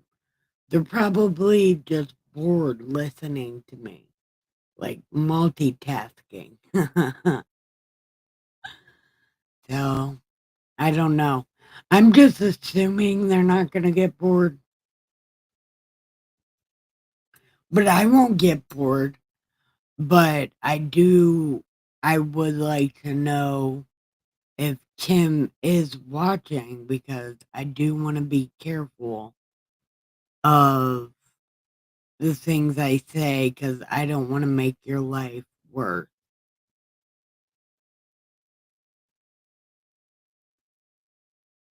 Oh, well.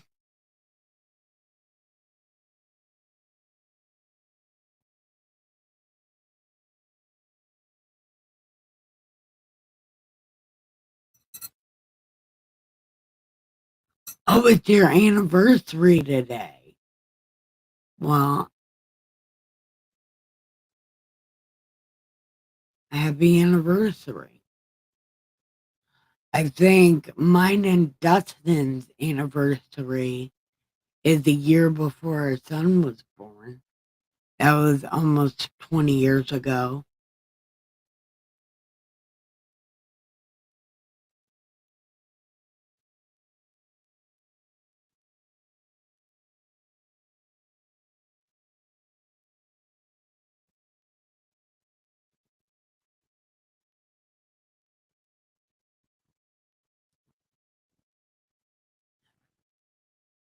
I remember for my 37th birthday, Dustin got me a bag of dildos.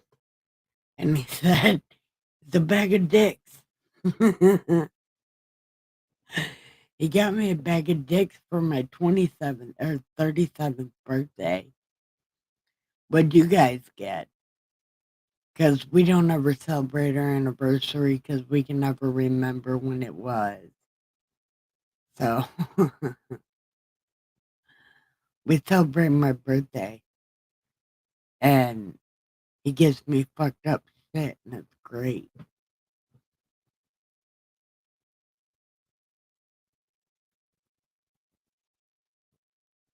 Midnight is our 22-year mark together. Oh man, that's really cool.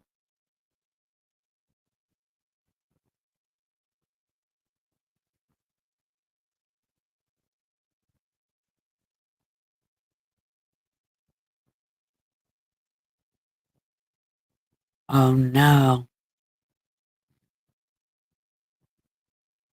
Bring it on, Will.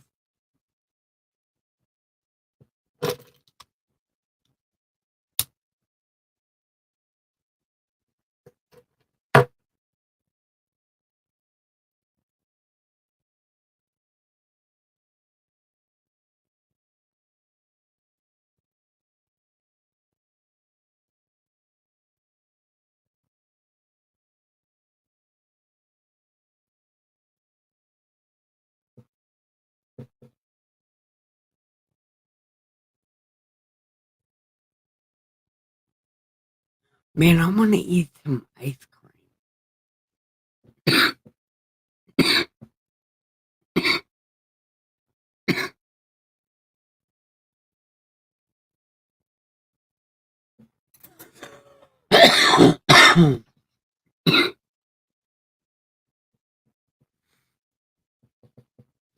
Is she still doing that though?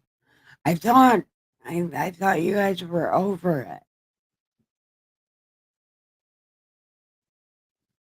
I mean, I know you can't emotionally be over it, but I thought you guys were. She's not doing that anymore.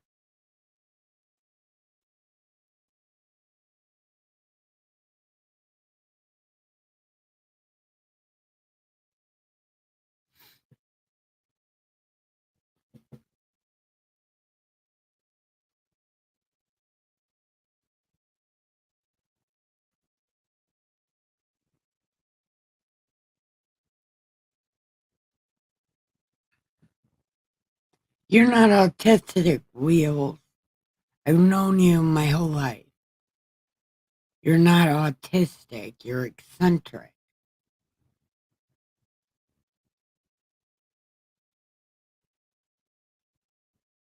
And eccentric's not even the right word because they're not flashy. They're just regular.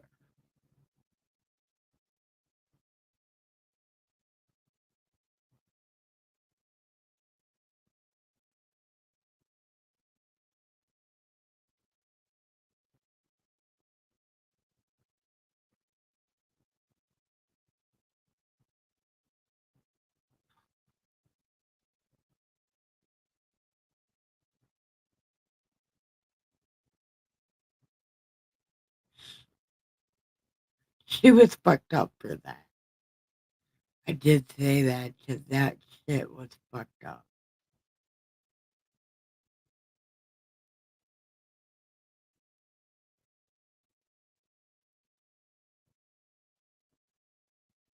Yeah, damn. But she's not doing that anymore, right?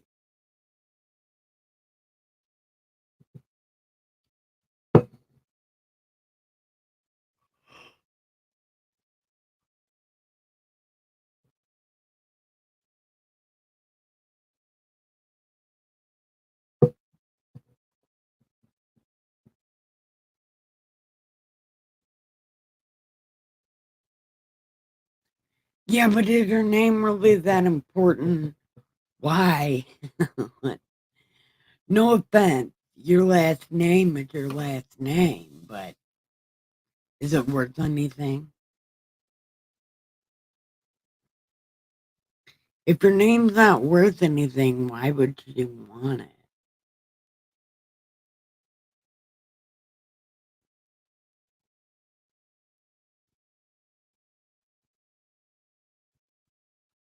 Oh, shit.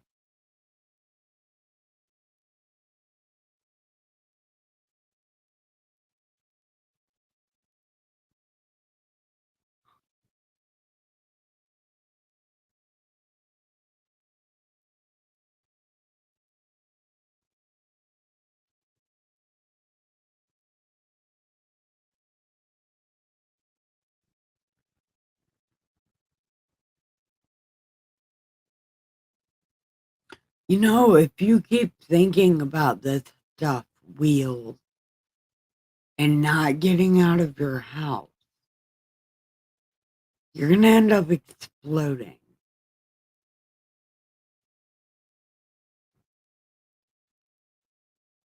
You're going to end up exploding.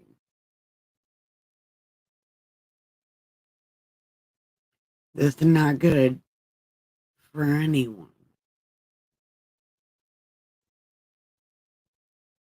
And my sagely advice would be have her go somewhere else.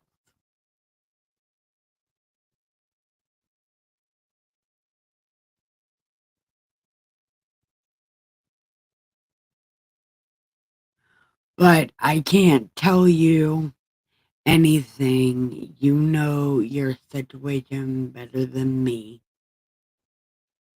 And you know also what is right for your situation. But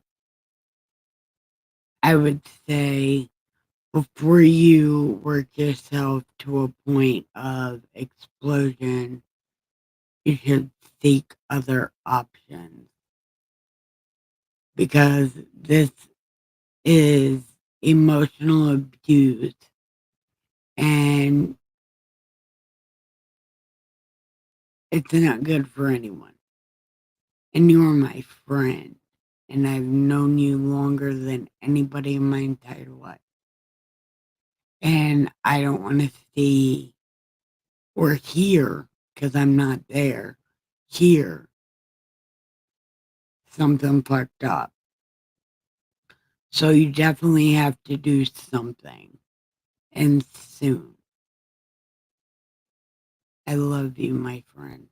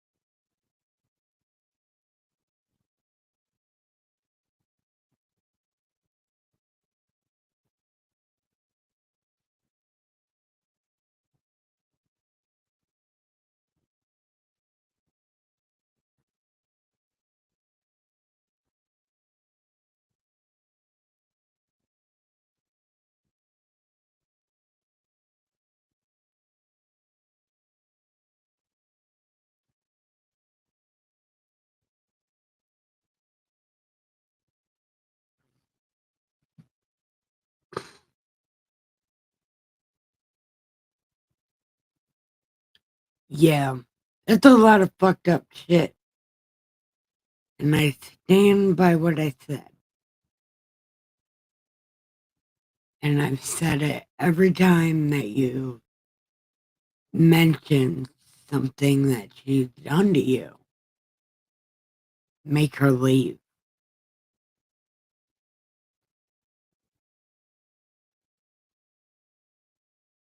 It's time to let her go and let you go so that you can start to succeed in something and make yourself better.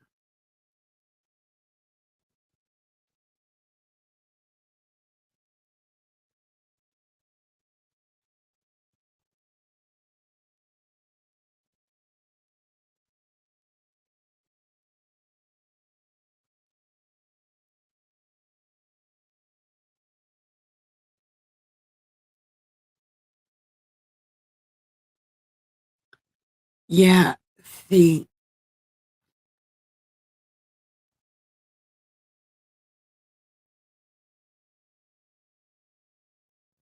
let that girl go.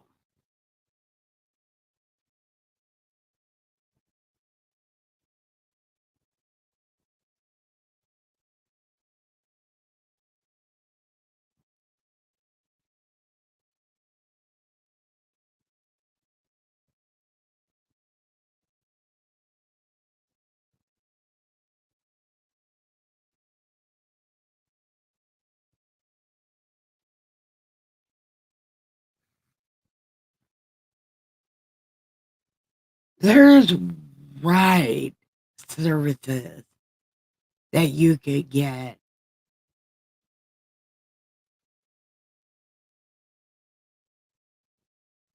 Look, I don't like hearing this shit wheel when you could solve the problem.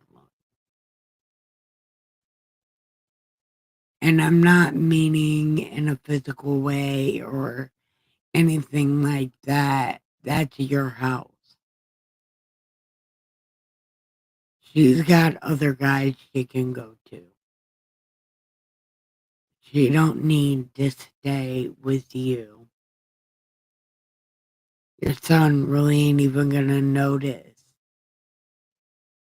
She's not there anyway.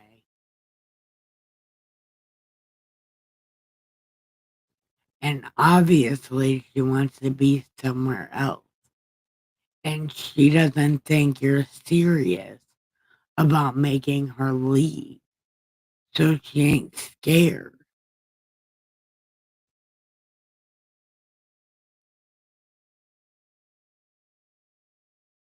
You're gonna end up snapping and doing shit you're gonna regret when you could just solve the problem by letting her go where she wants to go.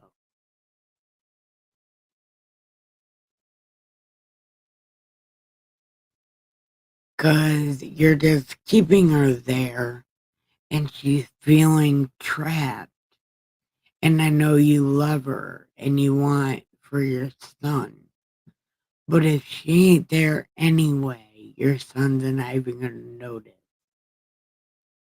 And obviously, she doesn't care about it, or she wouldn't be getting dick on the side. Make her face the consequences of her actions, and not by hurting her, not by hitting her, not like anything like that, but make her choose. You know, do you want this boring ass life with me and your son? Or do you want to go and do that other shit? But don't even give her the choice. Just tell her, go take your time that way. Stay the fuck away from me.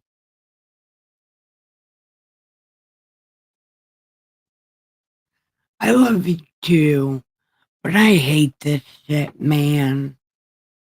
You are the master of your own destiny. And if you want to have a good destiny, do good things and keep good things around you. And don't keep messy people in your space. And I told her when we first talked about this, I didn't I tell her it's up to you, you know. You can't keep playing games. I might have not even told her that, but you also can't keep playing games, especially with your emotions, because you've said part of the story before to me, or is she still doing it? If she's still doing it, she made her choice. Make her go live with it. And it might be the best thing to ever happen to her, or it might be the worst thing that ever happened to her. But something's going to happen to her, whether good nor or bad.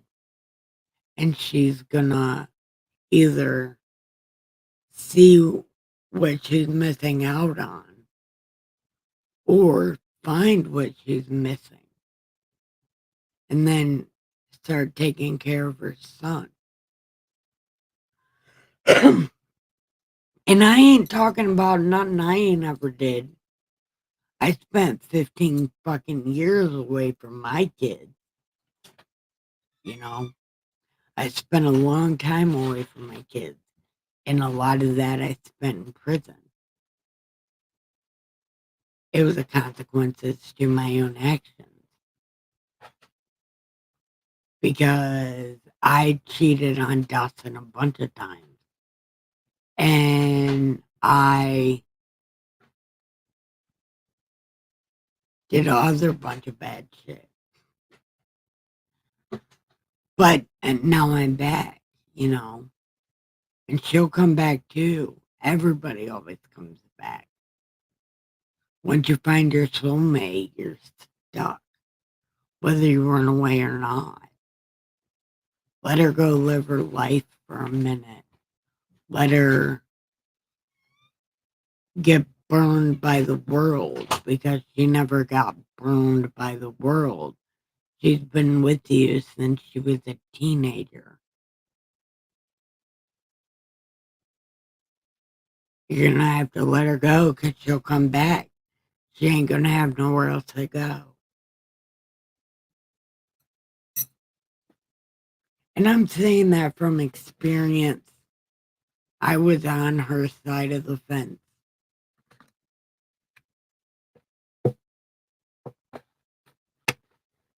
I'm going to read your comment. I wasn't reading your comments before.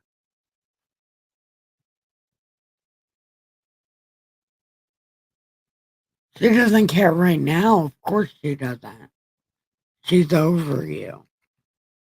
Let her get in the world. She'll be back. Let her make some mistakes.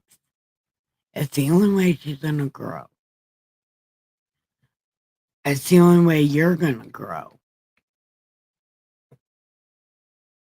Because at this point, neither one of you are willing to grow together.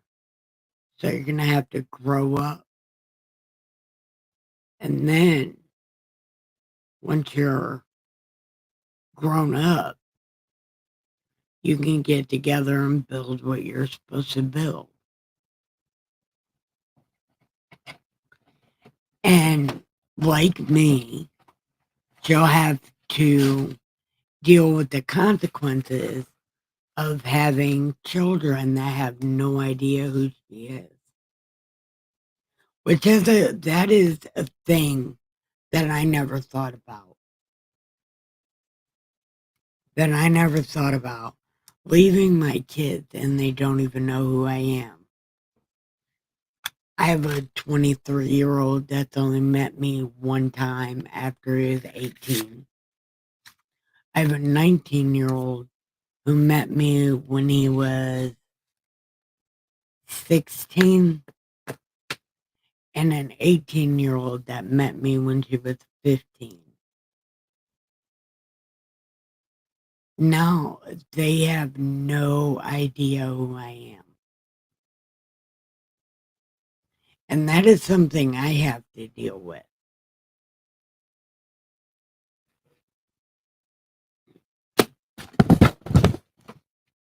My kids are terrified of me because I went to prison. Look, it's a thing.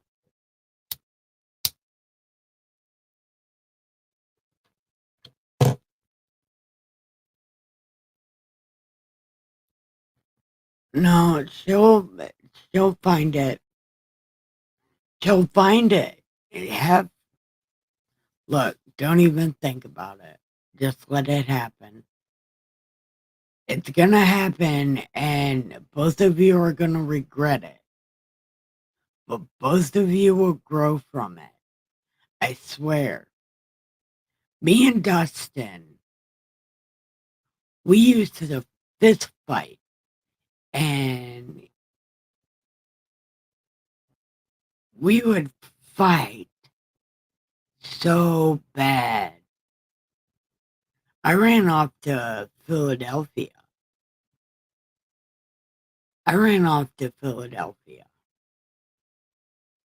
And I didn't come back for a long ass time.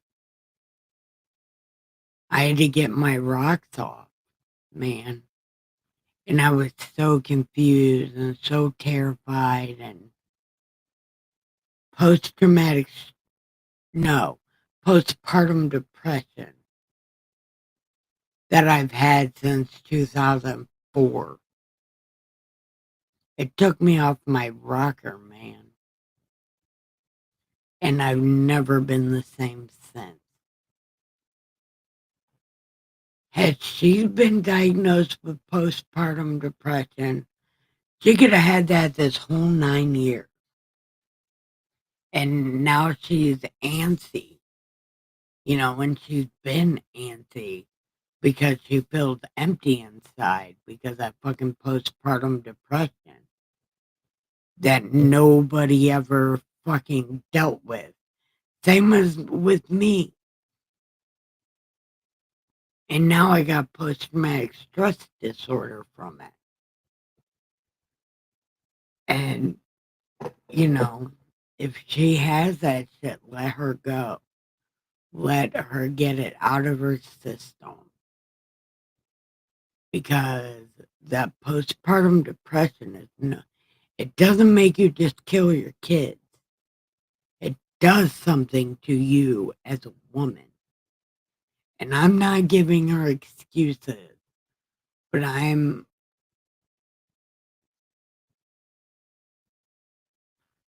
trying to explain the emotional effects of the action that are happening from the postpartum depression, because I bet she's had that since Max was born.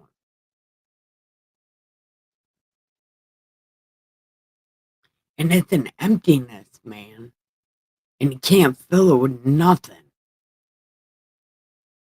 And you can't fill it with nothing. Not even drugs, not even alcohol, not even dick. And I had the problem with the dick. Oh, yeah, I did. Believe it.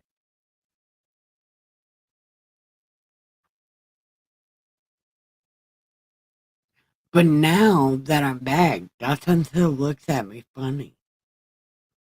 And he still, every once in a while, he'll call me. Like if a guy comes over, he'll be like, there's a man coming to the house. Stay in the back room.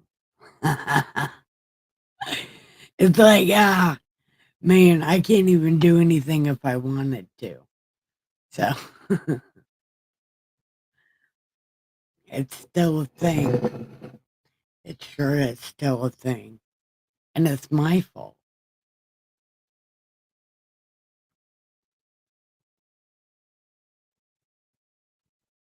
Oh, yeah, I dated Egon. Fucking like 30 years ago. And like 15 years ago. Egon, Egon is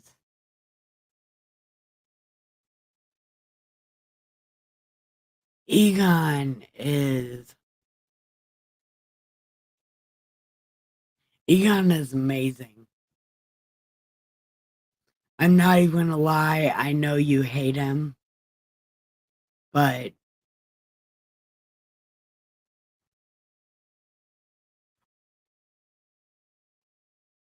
every time I'm in Michigan, I look for Egon and I immediately date Egon. Egon Egon became my friend. The first time I ever met him, I told him my favorite band is Creed. And then Typo Negative, but I really loved Creed back then, but also Typo Negative. And our our song is Wolf Moon. Yep. Unholy water. Yeah. That's our song. Typo Negative's Wolf Moon. Hey, Wolf Moon, come cast your spell on me. Yeah, man. But I don't want to think about Egon because Egon ruined your life. Okay? No, no. Egon ruined your life. And I can't forgive him for that. So it's one of those things, you know, it's one of those things, which sucks because we were all friends.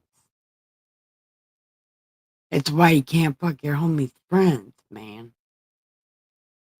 But I've been guilty of that. Fucking Dustin's friends. I've only done it once. And then he broke my heart and it was fucked up. And then everything happened. And it was a big fight. And it was a whole thing. Don't fuck your homie. Don't fuck your boyfriend's homie. It's kind of a bad idea. And it wasn't the smartest thing I've ever done. Yeah.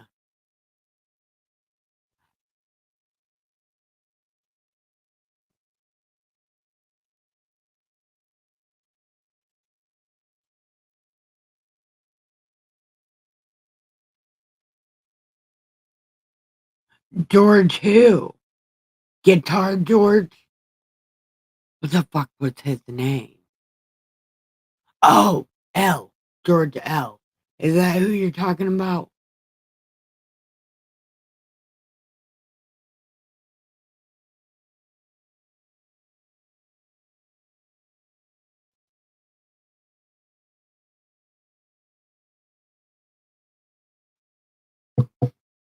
Lungu. Is that who? Yeah. Cause yeah, that was a whole thing. George is the reason I listened to Buckethead. Yeah, George is the reason I listened to Buckethead.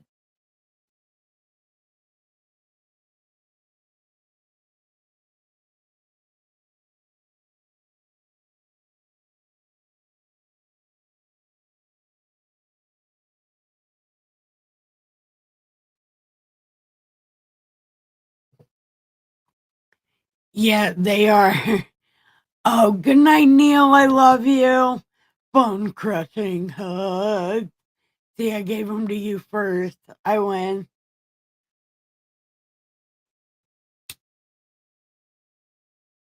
I hate to say it, but Nate and your brother are what they call beta males, you know, beta males, which is another thing I thought of. You know how I love the Backstreet Boys? The Backstreet Boys are a bunch of beta men also because they want to steal girls from their boyfriends. That's some beta male shit. And I can't believe it. They didn't have beta male back then. Well, they did, but they didn't call it out. But the Backstreet Boys are a bunch of beta males. I don't care who you are, where you're from, what you did, as long as you love me. Yeah, but you know, they do give a fuck. Your life does not suck. Stop saying that. Your life is stuck in a loop of stupid. But you can change that loop of stupid. But unless you do it, it's going to stay that way. It takes a shakeup to cause change. If you do what you've always done, you'll get what you always got. If you get what you always, hold on, if you do what you've always done, you'll get what you always got. If you do the same thing over and over and over and over, nothing is going to change. You need to put a stick in the spokes, make the motherfucker go flying over the bars and hit their fucking head, and then shit changes. But you have to stop the bike.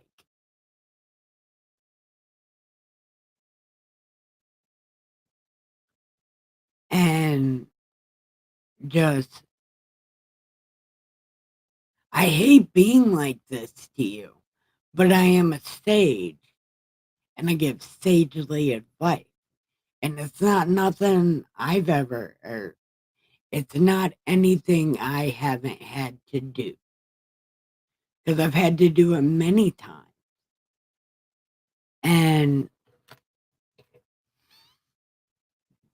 it didn't, it's not my favorite. You know, I don't want to shake shit up because shaking shit up causes problems, but they're necessary problems for the change you want to happen in your life. And yeah, it's going to be scary and yeah, it's going to be hard. But will it be as hard as it is right now? Pretending you give a fuck about someone that hates you? In my book, that's a lot worse. And I tell you what, when Dustin gets when Dustin gets tired of my shit, believe me, he'll be sticking a stick in the spoke also, and I'll be back at my mom's house. So, I have my own issues, you know, and I have quirks, weird shit wrong with me. That takes a lot of effort to deal with me and my brain injuries and my doctor's appointments and my brain scans and my MRIs and all these surgeries and all this stuff. Pretty soon he's gonna get tired of it and I'm gonna go flying over the bars of my bike also. So it's not anything that I haven't had to deal with or I don't have to deal with. I'm saying it's a necessary action to save yourself.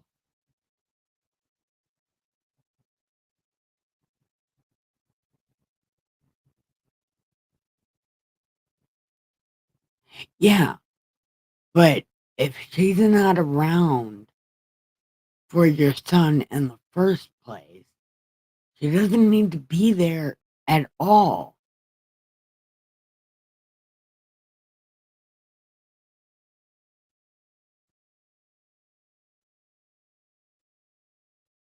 No, actions have consequences. She hasn't had to face any consequence. So she's going to keep doing it. Because what are you going to do? Yell at her? Talk to people online about her? You could solve the problem.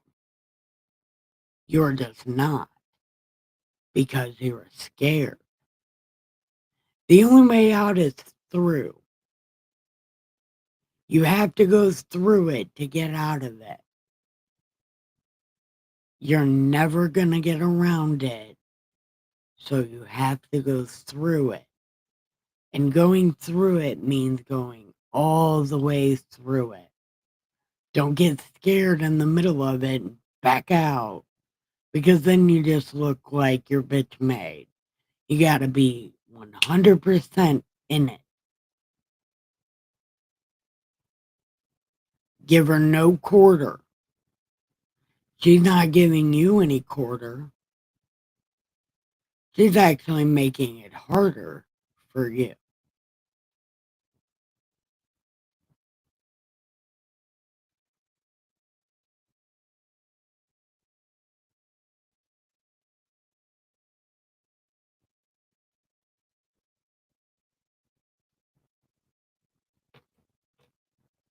Can't you get a nurse?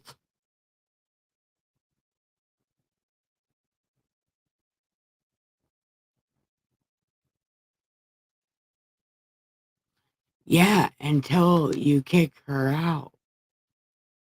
You should be able to get a nurse.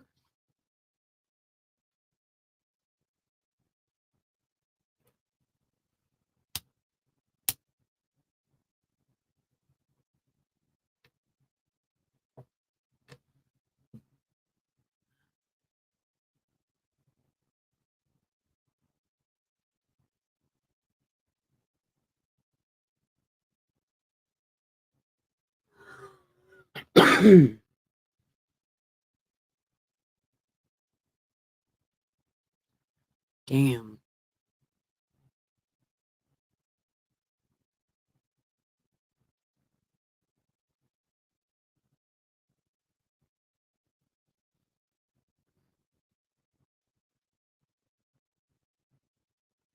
Damn. I don't know, Will.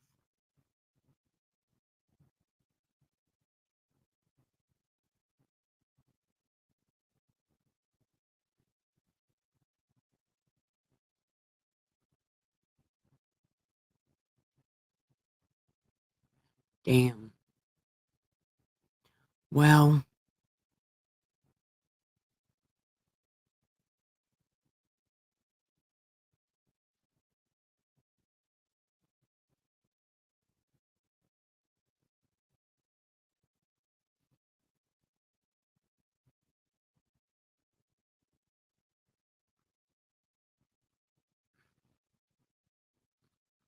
well, then I'm gonna have to.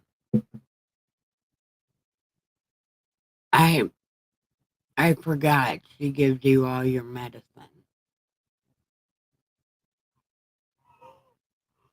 You think I would?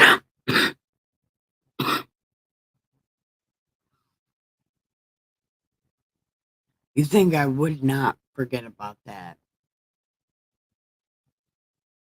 Well,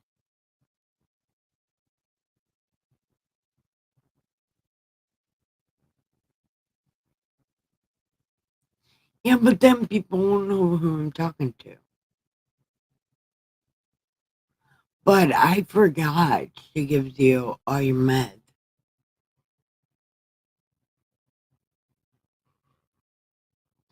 What about going and hanging with Purple Haze and trying to get your friends back?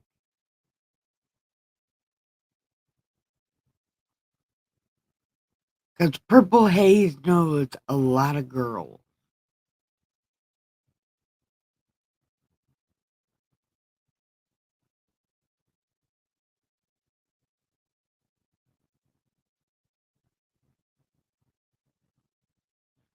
Maybe you can get Purple Haze and one of your old girlfriends to come over and hang out or something.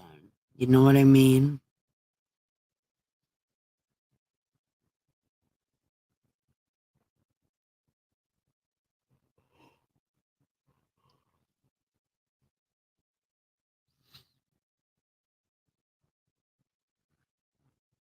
Because I remember back in the day, your house was the hang spot. Even when your mom would get annoyed with me, it's still the hang spot.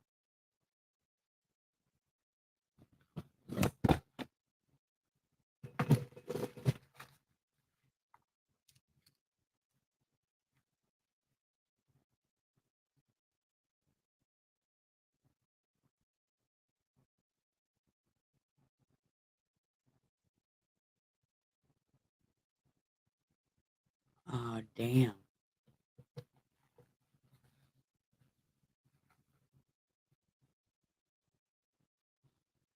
Damn.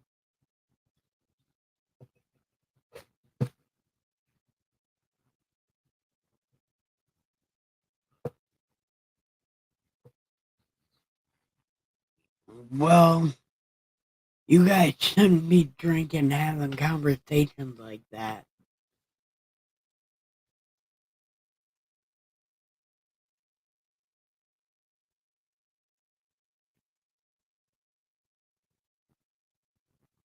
Uh, were you causing trouble? That's why shouldn't talk about these things while you're drinking.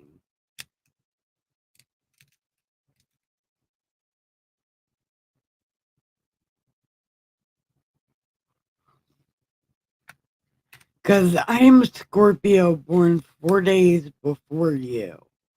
And I know how I am. I can only imagine how you were.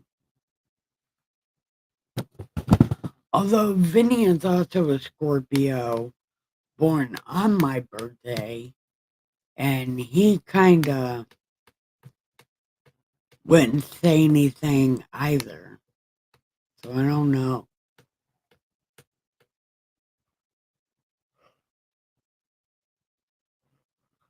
Because I know I would make a big deal in public. Believe I would. Yep. And I don't even know how to fight. But I would be acting like I knew how to fight. I'd be fighting everybody. I'd be losing every single time. But I'd still be talking shit.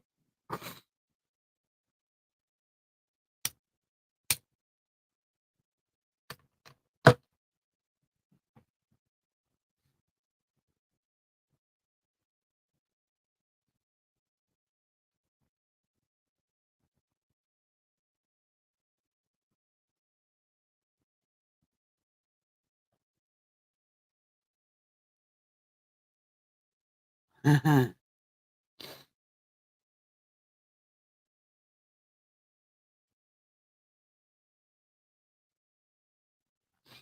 I don't even talk to Purple Haze anymore since I had sex with 3 guys in 2 days, and one of them was Egon.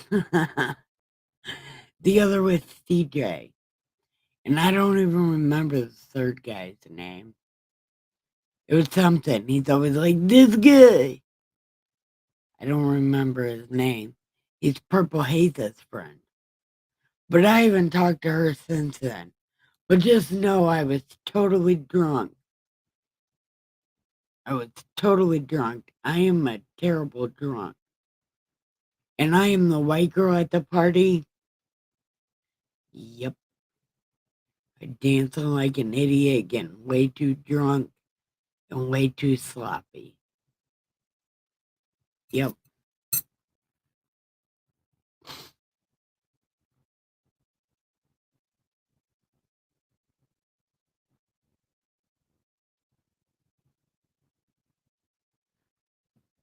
Yeah, that seems like a ripoff.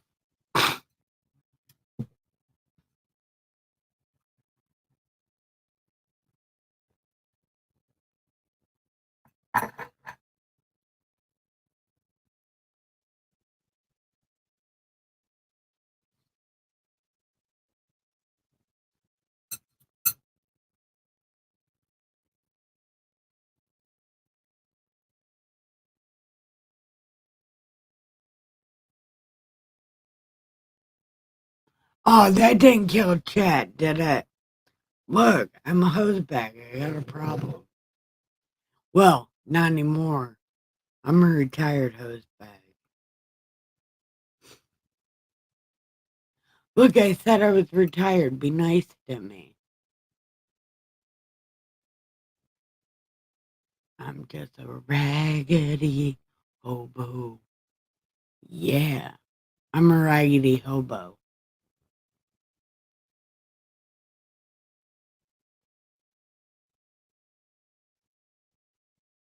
We'll keep talking to her. Yeah, everybody is always MIA. Unless you take the effort to reach out to them, they will never reach out to you. I deleted everyone off my Facebook. I only have 63 friends on there.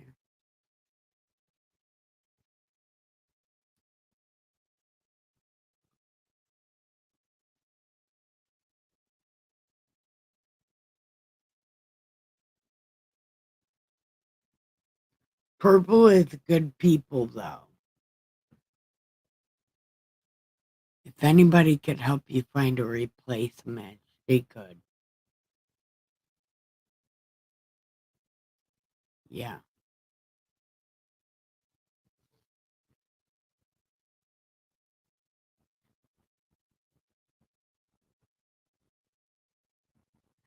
I'm just a raggedy hobo.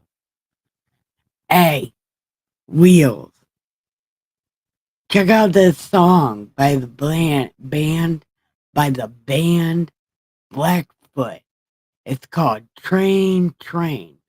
If I was a wrestler, that would be my entrance song. Yep. And it'd be like, I'm just a raggedy hobo. Yeah. Take that red eye train to Memphis. Lord, she's Memphis bound. Yeah. That's such a good song. And that would be my wrestling theme song.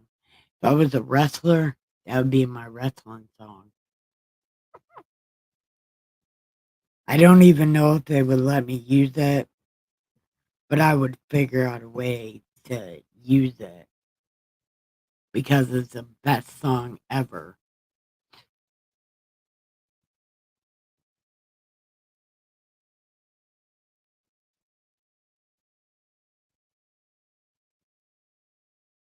Hold on, I don't know what that says. Wait,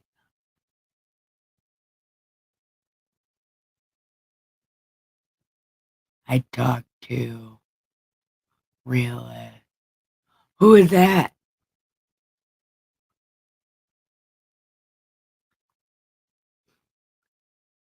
Hey, tell about your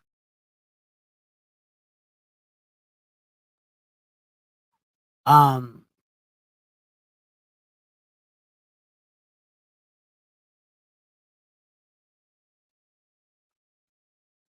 so are you is who is that? Boom bada boom boom boom. Boom bada boom boom boom. I'm just a raggedy oboe. Yeah. I know the words to that song. That's a good song to be stuck in my head. Yeah. Does anybody else wake up in the morning thinking of songs? Like, I have a song stuck in my head as soon as I wake up. Like, I wake up, I have a fucking MP3 player in my head.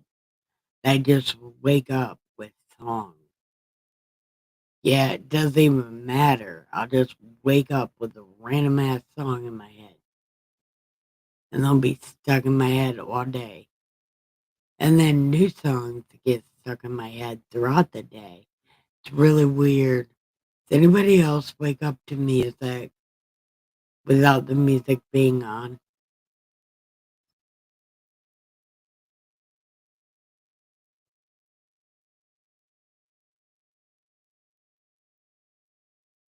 And when was the last time anybody ever heard a Patsy Cline song?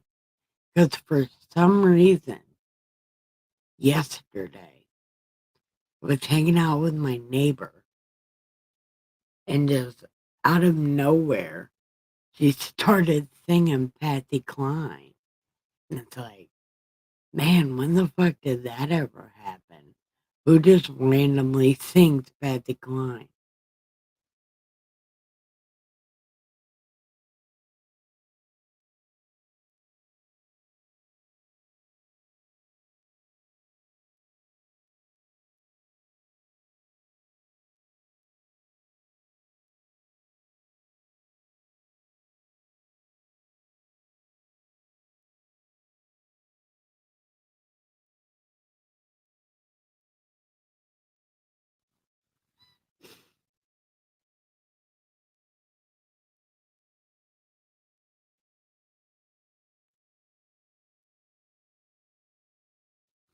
What, the Patsy Cline is your favorite song right now? Man, Patsy Cline is just a weird one to get stuck in your head. It's like, who the fuck really knows? People only know that one part. Crazy, crazy for feeling so lonely. Crazy for crying. Crazy. Oh, crazy for trying. Crazy for crazy for loving you. Didn't she write that song about her abusive husband? I think she did write that about that abusive husband. Wasn't he for her producer?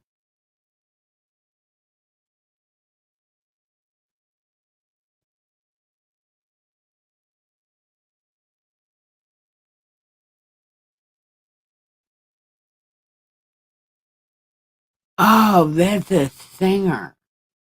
Okay. Yeah, I haven't listened to pop music in a long time. You know what I've been jamming lately? ICP. And they gave me a badge. I got 2 badges for listening to ICP. But I'm telling you, I don't listen to any of their new songs. I listen to only the original Joker cards. I stick to that. And mostly, it's mostly the race.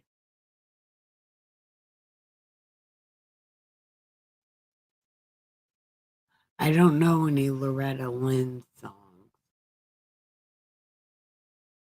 but I do know a lot of country songs. Old country, like 90s.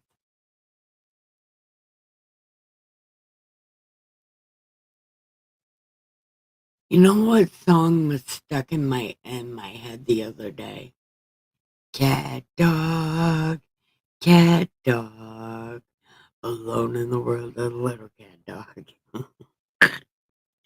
I don't even know what the fuck is wrong with me. But who the hell sings that song randomly? No one.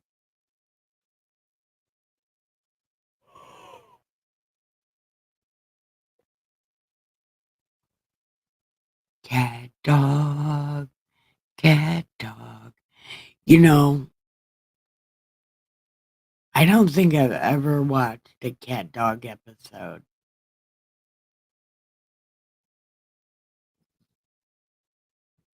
But I did watch Morton Mindy.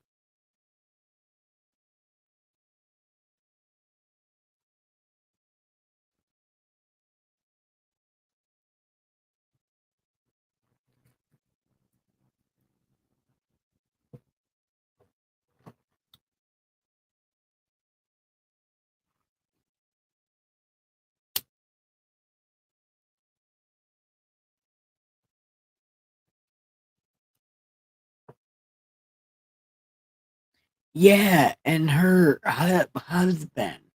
Wasn't he abusive as shit and throw beer cans at her? I think I remember in the movie threw beer cans at her.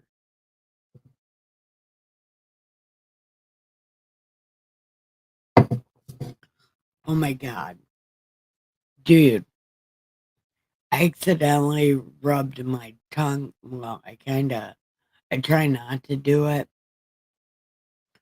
but I was rubbing it on my bottom teeth here, and it feels uh, do you know what a rook looks like? It looks like a castle thing, right? And it's got like the little thing and then an open thing and then a little thing and an open thing. That's what my bottom teeth feel like right now. Like the top of a rook or a castle tower, you know? Don't ask me what the fuck is wrong with me because I have no idea.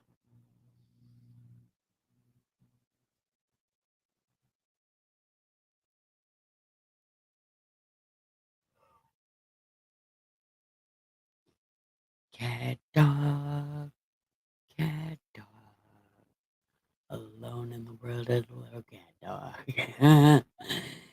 Yeah, don't ask me why I'm even singing that song because I don't know.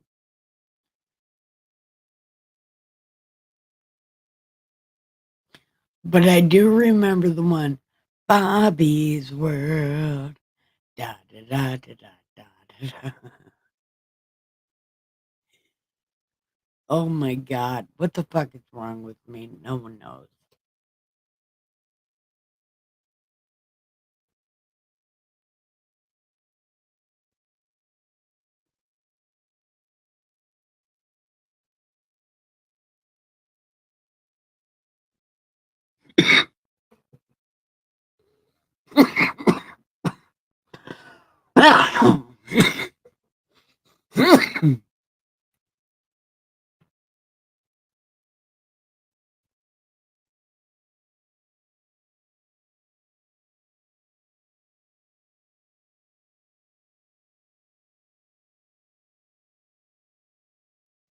This one time, I had to go to, because my neck is numb. Well, pretty much the whole right side of my body is partially paralyzed. So that includes my neck. It includes pretty much everything. but on my neck. So I had to go to this doctor and made sure I could swallow food, right? So I had to go to the x-ray. And food gets caught in my throat because I have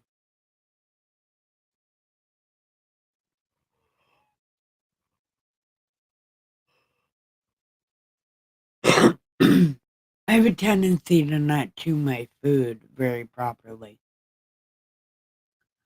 Although I don't understand what properly chew your food means because pretty much if you can chew and swallow it, it's chewed enough to swallow.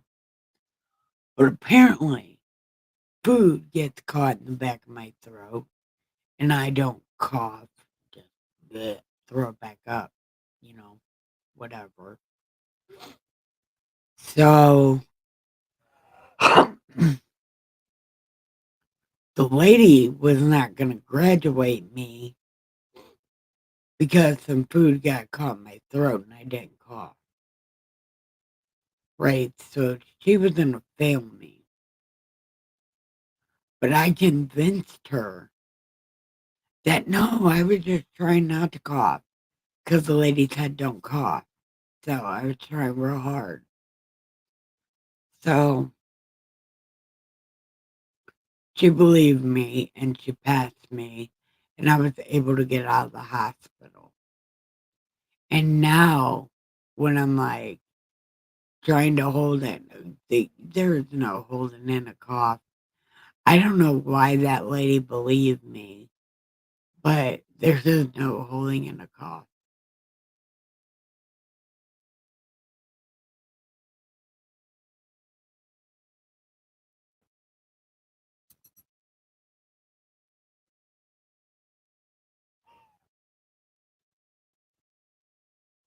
The only thing I swallow whole is pork.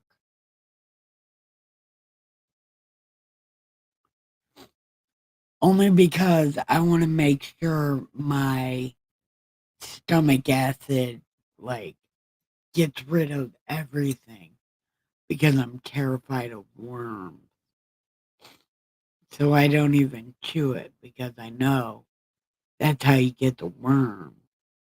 You chew it and swallow it. So worms are just nope. I just put that shit in my mouth and swallow it. Mm-mm.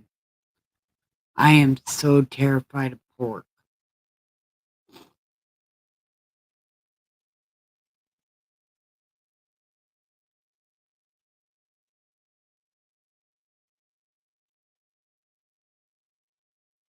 What about you, Miss Muddy?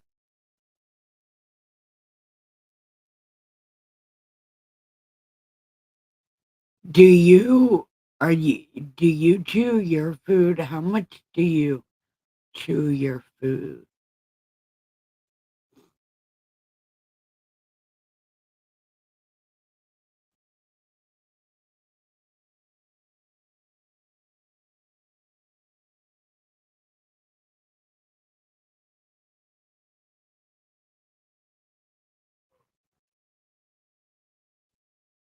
Oh, what time is it? Oh my god. It's 1:11 in the morning. Holy shit. No wonder I'm tired as fuck. All right, let's smoke one more cigarette.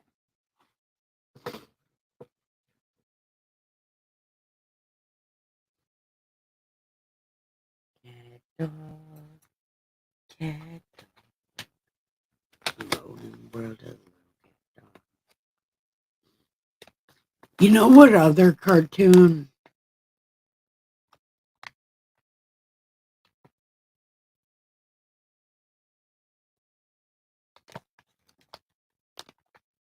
I don't even pay attention to it. Dustin gave me a pork wonton. And like he knows I do not eat pork. And he's always like, I'm gonna start telling people you're Muslim. It's like, no, Muslims eat pork rinds. So you can't really say that. Things like I'm gonna tell everybody you do it for religious reasons. Like, and you also can't do that because if anybody's seen my videos, they know that's not true. I just don't want to eat pork because I'm scared of worms.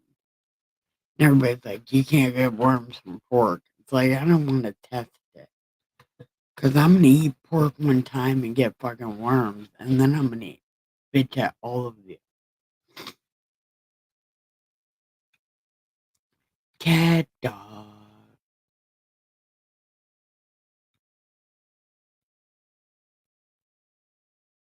I missed you too, Miss Muddy. And I'm telling you what, I'm glad you're here too. So, hold on. I'm about to roll this cigarette. And then we can hang out for another second or two and then say goodnight. Because I have to pee and go get the cats in the house.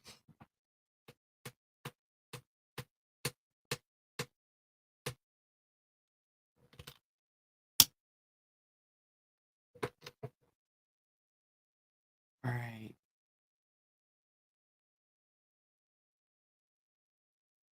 Pressure cook. It'll melt in your mouth. That might be a good way to get rid of the worms. But I'm telling you, pork. Okay. I'm not going to lie. I like that Wiener Schnitzel, which is flattened pork. I really like that. That's really good. It's deep fried breaded pork. I don't know, but it's really good.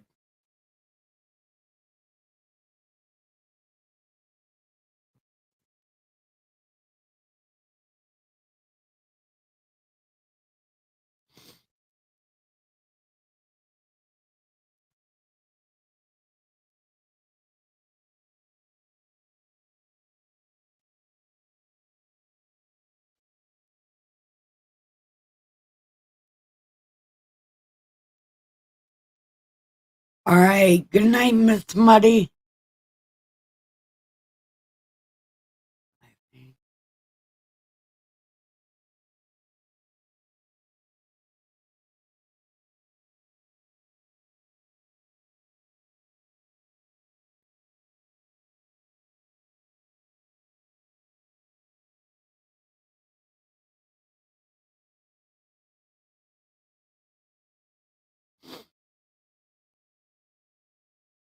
Well, let's hope it turns out good.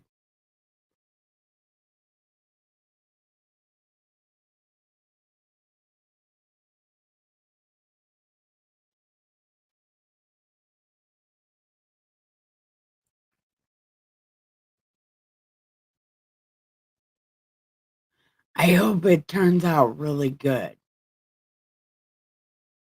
But are you out of here, Miss Muddy? Wheels, are you out of here? I'll tell you guys good night. It's time to give the pillows some head and the sheets some ass and have the sweetest dreams ever. Love you guys so much. Good night.